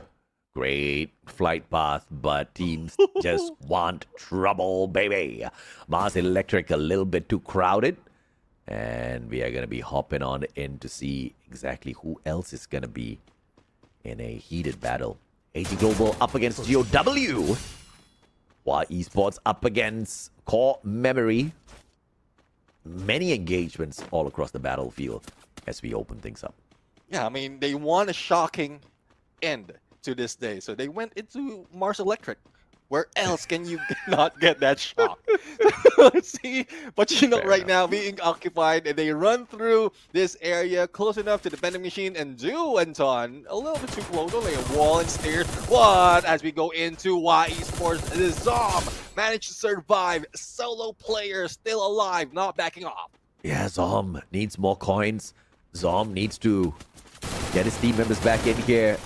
Let's see if or not he will get away undetected. AG Global shuts down Poon. GOW still in this fight up against AG. And AG focusing on the wrong team here. The end showed up in the secondary and shut him down. But Toda, oh, the vulturing Toda, they are in here as the third party. They want a piece of this.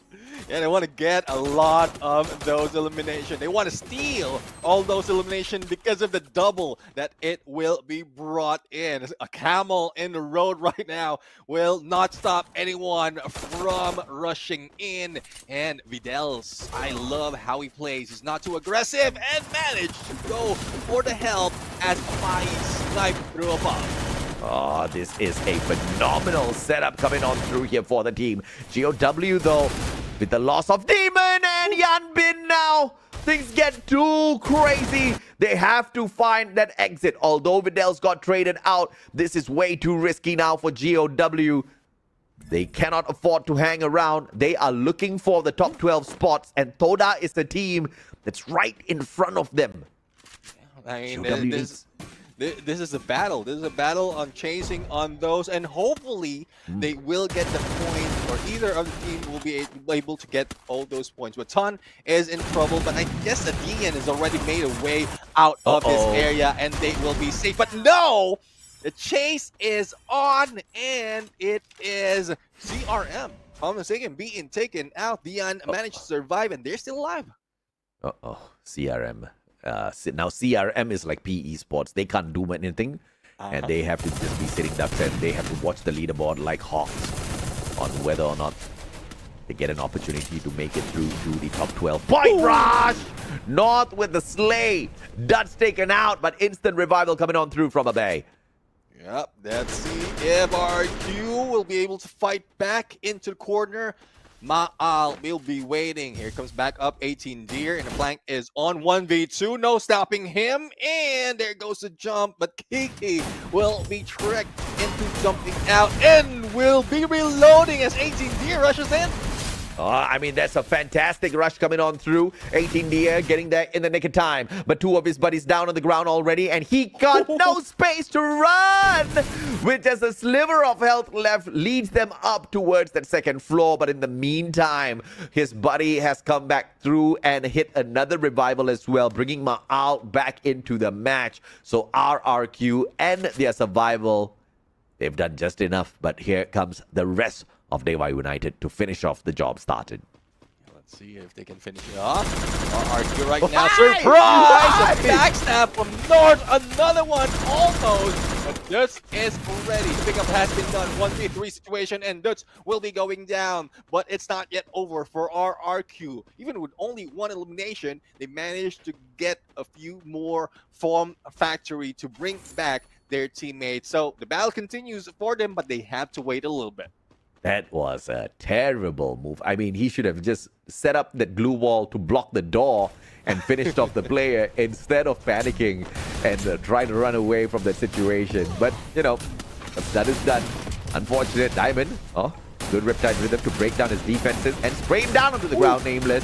Found in the exact same way. Falcon's just mopping the floor now with the brains of Twisted Minds.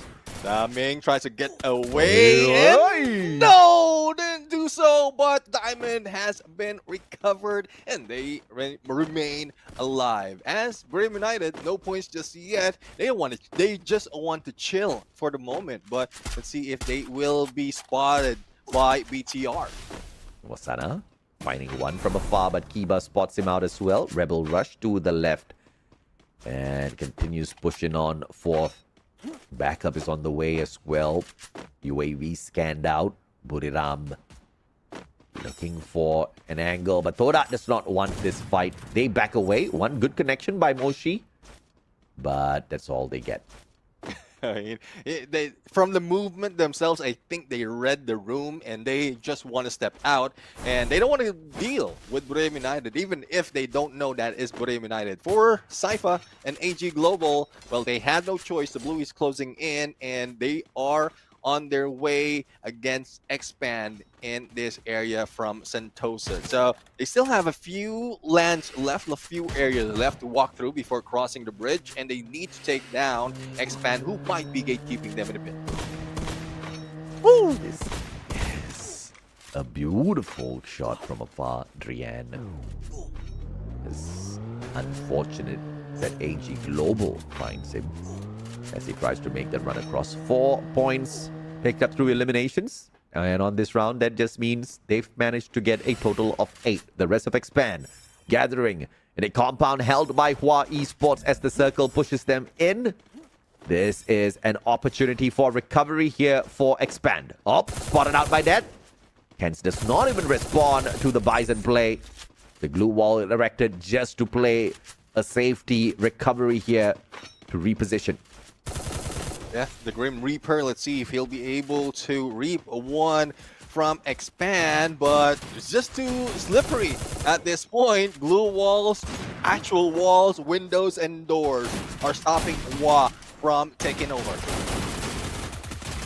It's gonna perfectly stop them in their tracks, though. It's a good ambush setup by Expand. They've managed to take Zom out of the equation. That's the most annoying player. But Death will be able to trade Afik out of this fight. Ken's managing to get away in the nick of time. Double Vector will find Ken's and his head.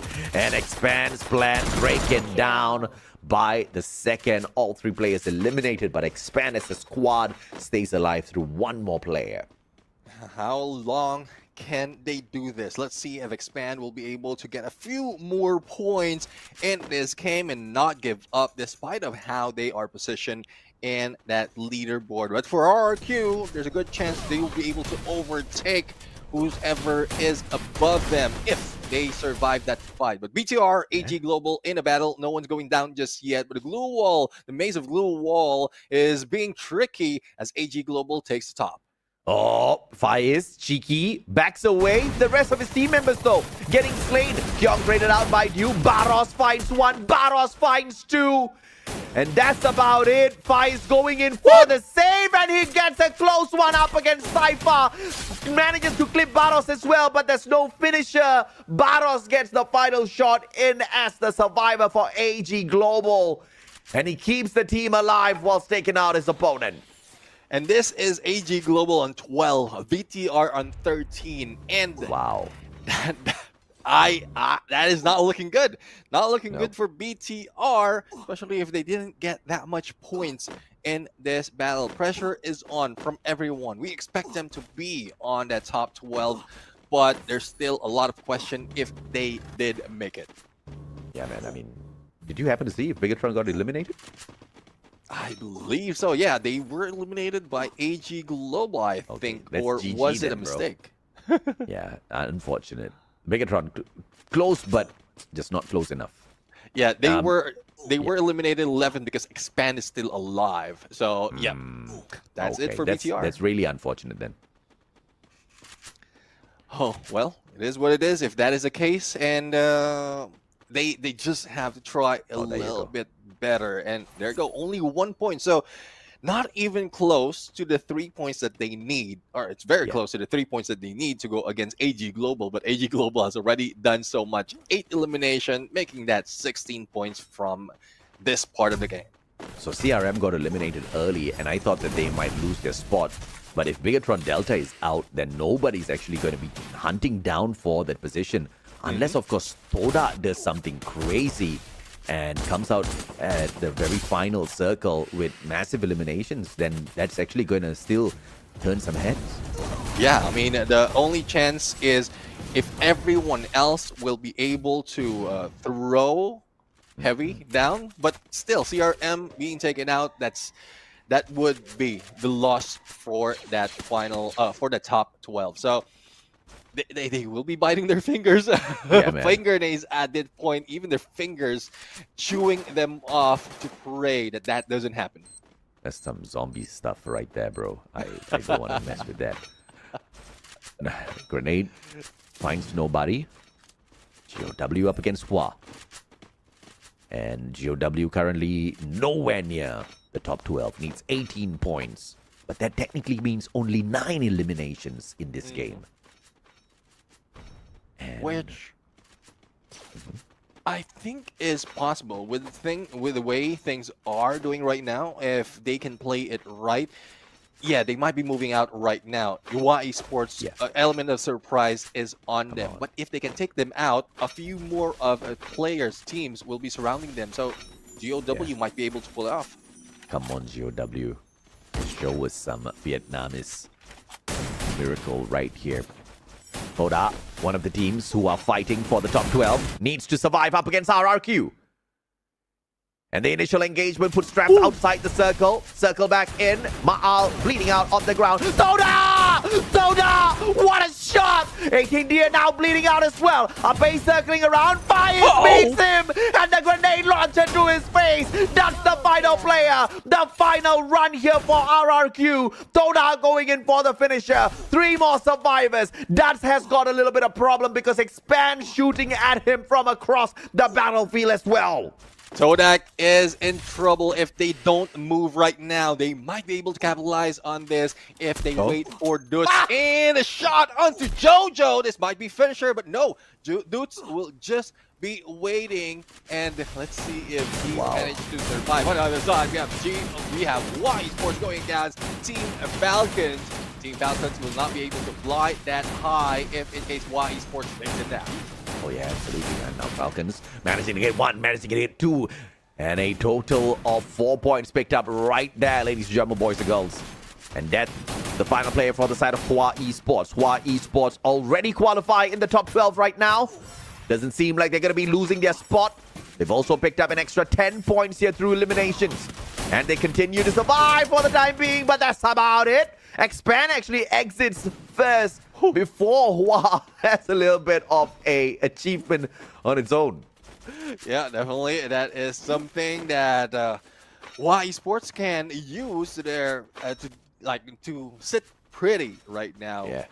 And GOW Demon is the only one that I'm seeing at this point, and well, not for long, as they are taken out by the other team. Now, Team Falcons, 10 elimination already, times 2. That would be 20 points, and that is just this early. A lot more of targets, and Jojo targeted by Borilla United. Yeah. Is that it for Sodak? It seems... Oh, still Heavy Dells. One more. Come on. Don't do it, Buriram. Don't do it. Okay, let Malaysia survive. Okay, at least one team. Come on.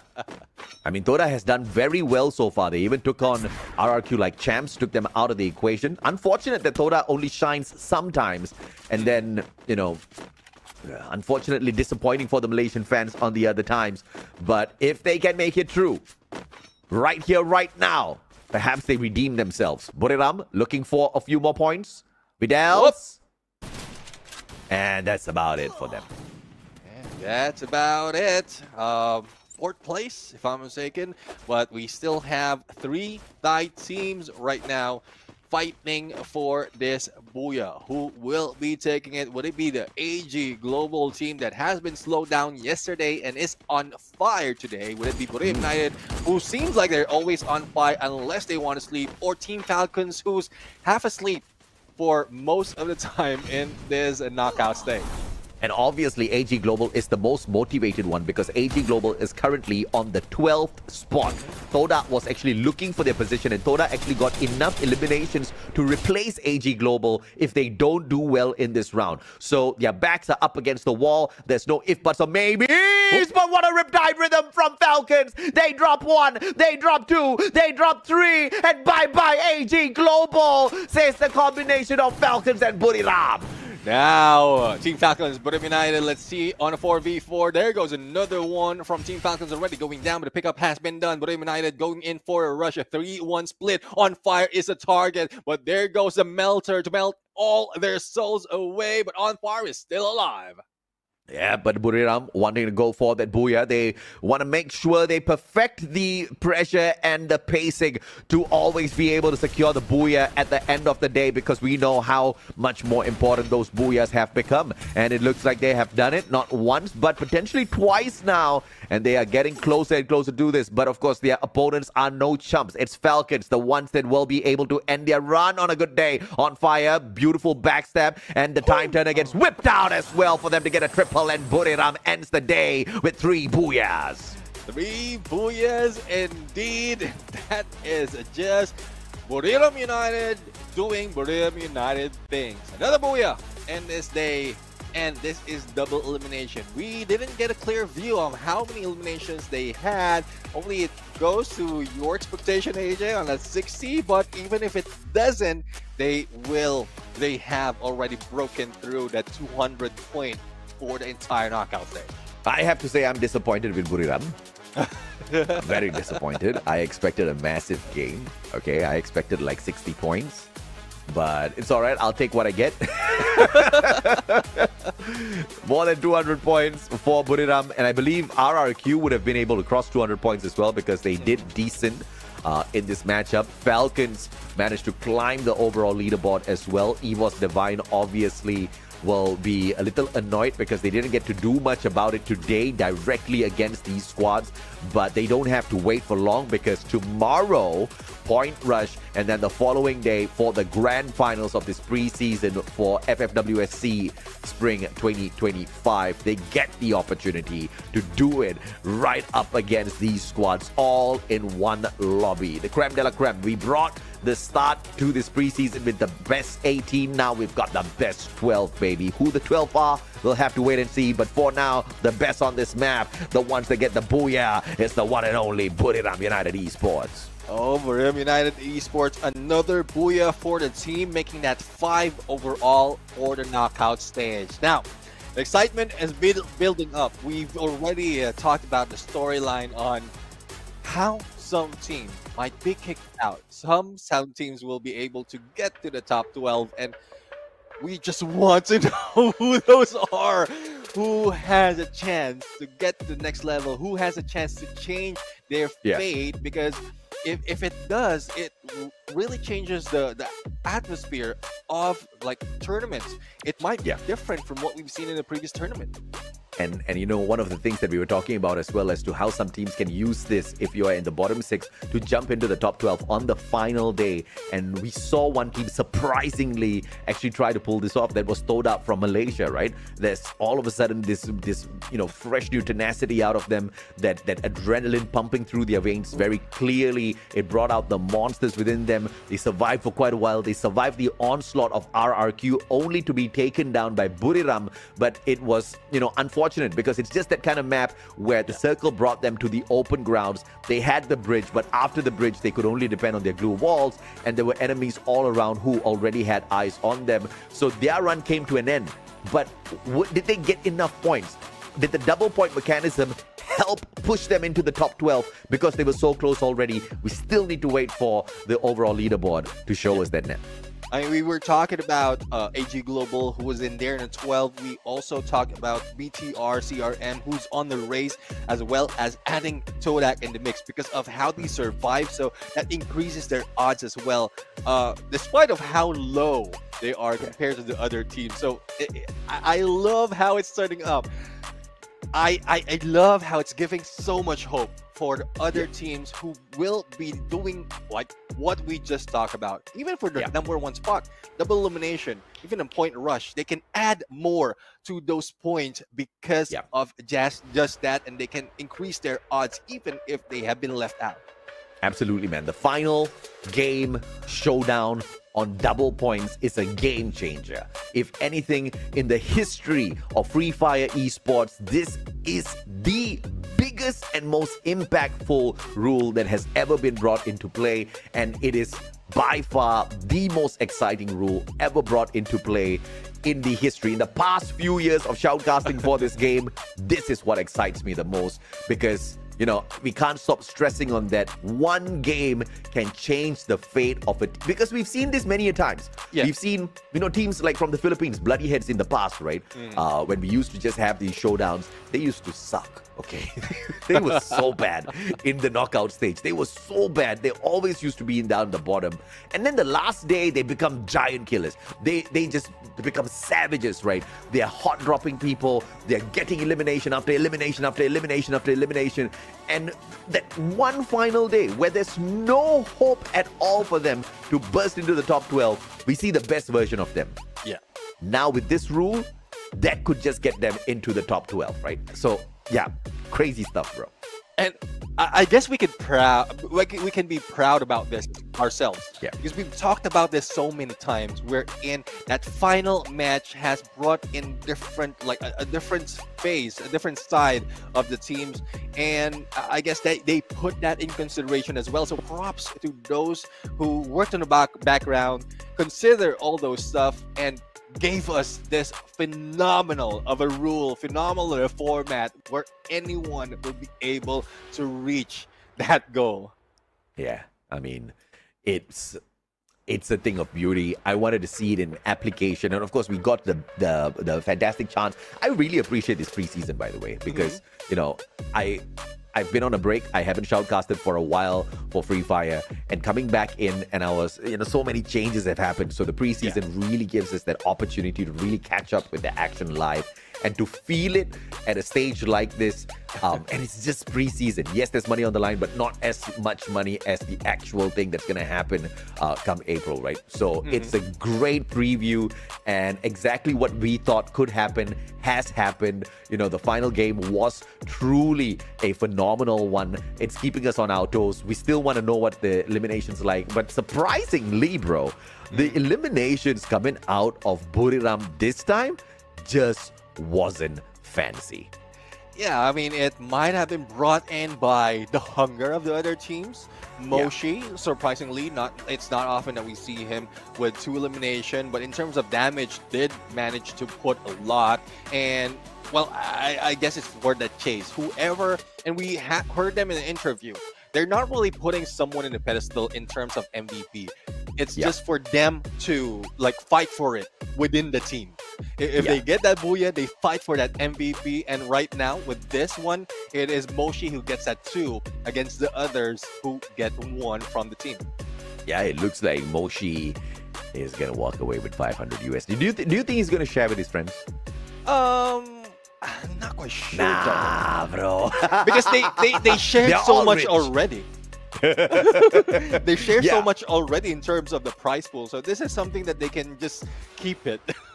This is extra pocket money, bro. Yeah. More bling bling. Yeah, you go more bling bling, more diamond studs for their ears, right? Great stuff. Gotta love it. And obviously, Buriram getting that top spot is gonna give us yet another highlight of what their active and passive skills are. They are one of the few teams that actually runs the fort, right? You don't actually see this in many of the other teams. They obviously know that it's very important for Moshi to have that extra health, because he's the one that's breaking away from the rest of his team members, right? When he starts taking the damage, Fort kind of kicks in, you know, very, very OG. And, you know, he kind of looks like that ruffian out there who can take a punch. And that's exactly what Moshi is. He takes a punch as the sniper of the squad, and then he quickly jumps back into the ranks with the rest of them. Now, Jonah pulls a Zane right here, the Extreme Encounter, and this is a currently nerfed character. So that's how cheeky they are. They are. And also 2 Antonios on the mix, another nerf character. So they're just putting a statement. They're just putting a statement. Even statement and experiments, bro, because you know, bringing Jonah in here, that extreme encounter out of Zane, extra defense, because Jonah is very aggressive and he is the grenadier of the squad. Very important element to be played in there is to have your grenadier alive, because it's great if you can go and pick up the grenade launcher, but it's not so great if you're getting knocked out too early. And Jonah has kind of perished before using that grenade launcher, so it's something that, a lot of stress needs to go on. But speaking of stress, look at these double points shenanigans, man. Falcons hitting 14 eliminations, and that gets them a huge boost at the top of the leaderboard for a total of 37. AG Global picks up a total of 34 points. Buriram United with a total of 30 points, and obviously that'll help them dominate the top of the leaderboard. And RRQ doesn't manage to catch up with Buriram as they pick up a total of 23. But Toda, 19 points. Is it enough to break through the top 12? Can they be the only Malaysian team to make it through to Point Rush and the Grand Finals? We'll have to wait and see. I can't wait. I'm looking at BTR, CRM at the bottom of this list, and there's a lot of hopes for Todak right here. And for AG Global, they've put up so much in here with elimination, and I think they are in a safe spot away from the top 12. And I don't know. That might worry some from those in B who's already in a safe spot, because AG Global just overtook them.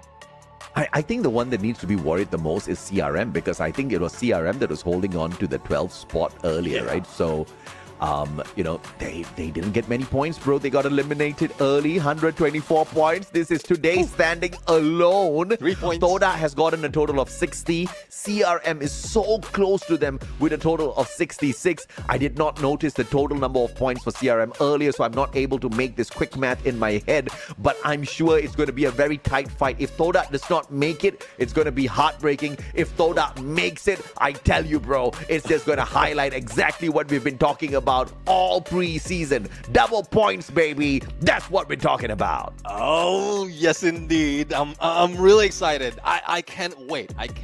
But 124. Let's just focus on that for the moment. 3 points ahead of RRQ, because I guess Buriram United really wants to put that in everyone's faces that we can make that. We can do that. We just didn't want to do it, or they were caught off guard with a new format, and they want to study everyone else before they pull it off. And they did. They beat the record that RRQ had pulled off, and even with that, they still maintain that #1 spot. Yeah, clearly one of the teams that's still experimenting out there with their active and passive skills that they're playing around with. It seems like they do know what they're doing. They're confident with their capabilities, and they just want to see how much they can push the current meta, and they want to discover something that's special within the game that they can have as an added advantage against the rest of the players. If they didn't even need one already, they now have one, and it just makes them even more lethal, right? But the question still remains, Neptune. Who are the top 12 teams that move on to Point Rush and the Grand Finals? Who will get to play for the champion Rush Point? I want to know. I want to see. Does Malaysia have a representative in this pre-season final 2 days of play in Battle Royale? Toda could just be that hope for the whole nation of Malaysia. And we'll have to see. We'll have to see on how will that end up, if we're going to see that for today. But hopefully we do. A lot of excitement. We better, bro. If they end the show without showing us the table, I'm gonna flip a table. Hopefully it's not the ones carrying your PC, but no, not that table. Too expensive. I guess you have an extra right here ready to be flipped. I got an extra. Let's go. Let's set up an empty table before I flip it. That's because it's too much of work to clear up. That's planning ahead, right? Planning ahead. You have a table clear. Planned aggression. And also, light. It should be a table that's so light that it can be flipped. So I don't throw my back out, right? Thanks for the tip, bro. I'll look into it. It's been a good day. It's been a fantastic day. I mean, Free Fire Esports always, it's just got its way, man. It's made its way to my heart, and it's just finding a damn way to stay there. You gotta love it. Season after season, I do shoutcast for other games, all right? It gets pretty boring after a while. Free Fire has managed to find many, many innovative ways to just keep this exciting. And I really appreciate it because, you know, when you get jaded with your job sometimes, you don't want to do it anymore. How do you not do this, bro? You can pretty much be bad the whole day, okay, and play 2 final games and jump right back in there. That's what Buriram did on their first day of play, you know, and Toda, a team that just was bad, okay, was just bad, has that opportunity to make amends now. It's everything that we've asked for. Yeah, I mean, there's a lot of excitement from the beginning up until this moment, and like we normally don't end the day like laughing and smiling just like this. Excited and everything else mixed together. Usually know the results already. I'm like, just end the show. I want to go home now. I am home actually. It's not like you're traveling, but you might be traveling from from one room to another.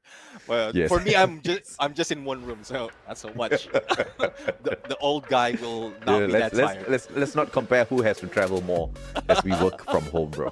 Okay, it's actually been very, very interesting to see the method of success used by so many of these teams, right? Yeah. Because we do have that opportunity to already see the leaderboard up to what EVOS did yesterday, and they did not pick up many placement points. The reason why EVOS Divine was so successful was actually because of the double points map.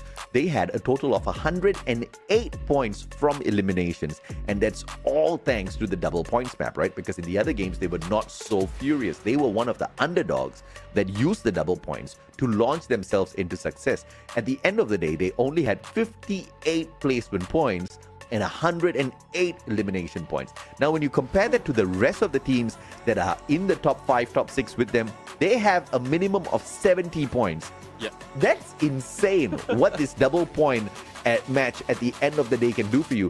And it's actually very watered down. What we see, the potential of these double points match is very watered down because in the preseason, we only get 2 days technically for that one team to have this double points match. When the real thing comes, bro, we've got a marathon to run through in FFWS Sea Spring 2025. We're going to have a lot of double points games. And most of the time, like, it's 3 times the number of matches with, like, for this tournament's knockout stage. So how much more can they stack in terms of numbers? How much more pressure they will have when it comes at game number 6? How much more changes we can have in this tournament? So I don't know. Surprise overall. That's just something that we might expect for the major tournaments for the spring and the fall. Yeah, I do agree with you. Now, I know I like some suspense, but I think production's making us wait a little bit too long here for... I want to know, man. Who made it? Who made it? CRM? Did CRM make it? Did Toda make it? Did RRQ somehow manage to catch up to Buriram? I don't think they managed to catch up to Buriram. But, you know, I want to know. I want to look at the leaderboard. I've already seen today's leaderboard. I want to see the overall leaderboard. I want to see exactly who did not make it. I know Vamos didn't make it. I know Expand didn't make it. But of course, ladies, German boys and girls, as I demand for it, production says, all right, bro, let's show them the overall leaderboard. Let's see. Oh my God. Toda made it, Neptune. Yeah, and it is tied with Core Memory Esports. This is the first step. This is the second step rather, for our tiebreaker, and they did it. They managed to get in to the next level, pushing most of the teams that we don't expect away. Core Memory won. Bigatron Esports another. Oh my goodness, this is like such a threshold, an achievement for Todak right here. Oh, yeah, absolutely, man. And of course, Vietnam squeezes 3 teams in from its own region, Heavy WAG and Hua Esports. A little surprising that Thailand has dropped Core Memory Esports from the 5 squads as it moves on into Point Rush. Usually Thailand, will field all of its teams because of the level of competition that's just so high within the nation. But even as you look at the Thai team spread out through our table, you can see it's not just about Thailand anymore. It's not the Thai dominance anymore. It's Southeast Asia, baby. We are bringing the reckoning to the world of Free Fire esports, and it is all spread out in terms of who can go out there and truly slay. You gotta love it. 2025 is just a different beast altogether. And Abe is leading the MVP leaderboard.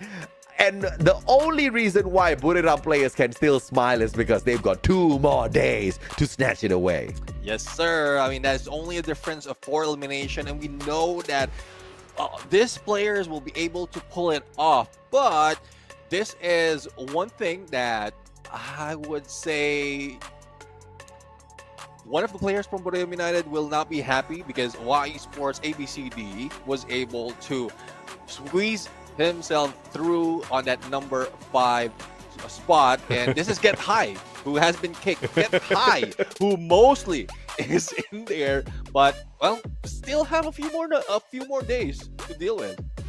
Yeah, that's exactly what happens when you are, in a situation where you have to be the support player. You have to take a step back. You have to allow the rest of the players to get the eliminations. But you know what? They can still flex it, baby, because team of the day is the one and only Buriram United Esports with a total of 64 elimination points, 3 booyahs to their name, and a total accumulated damage of 41,896. They most definitely are a beast you do not want to mess with. Yeah, I mean, top dogs for standings, top dogs for the day, and they've done that twice already. Every time they step in, even if they showed us a little bit slow down, they can recover and they get that back up. Or correction, it was twisted mind for day number 1, but they almost got it. But Buriram United in here, the rest of the teams in here did their best to get to the top 12, did their best to get to the point rush, and thank you Free Fire, thank you Garena Free Fire for bringing us this exciting format to mess with our minds. Love it. I mean, I saw it, I read it, and I was like, what? No way. I loved it when I saw it. I am loving it as I see it. And I think I'm going to love it even more when I see it applied on the world stage. And man, I don't know, man. This might have just thrown more bizarre works, bizarre, scenarios into the mix, because now you can have LATAM nowhere close to winning because they already did it when they were nowhere close to winning, and then they won it. Now they can do it all over again. So SEA better step it up. Let's see on how well they can step it up. That is it for the knockout stage. We are now ready for Point Rush. That will be happening tomorrow, and after that, the final day where we're going to witness the championship or the champion rush conditions being played. We're not even halfway through to we're not even full on what surprise has been offered, but we have to say goodbye and good night to everyone. See you again next time.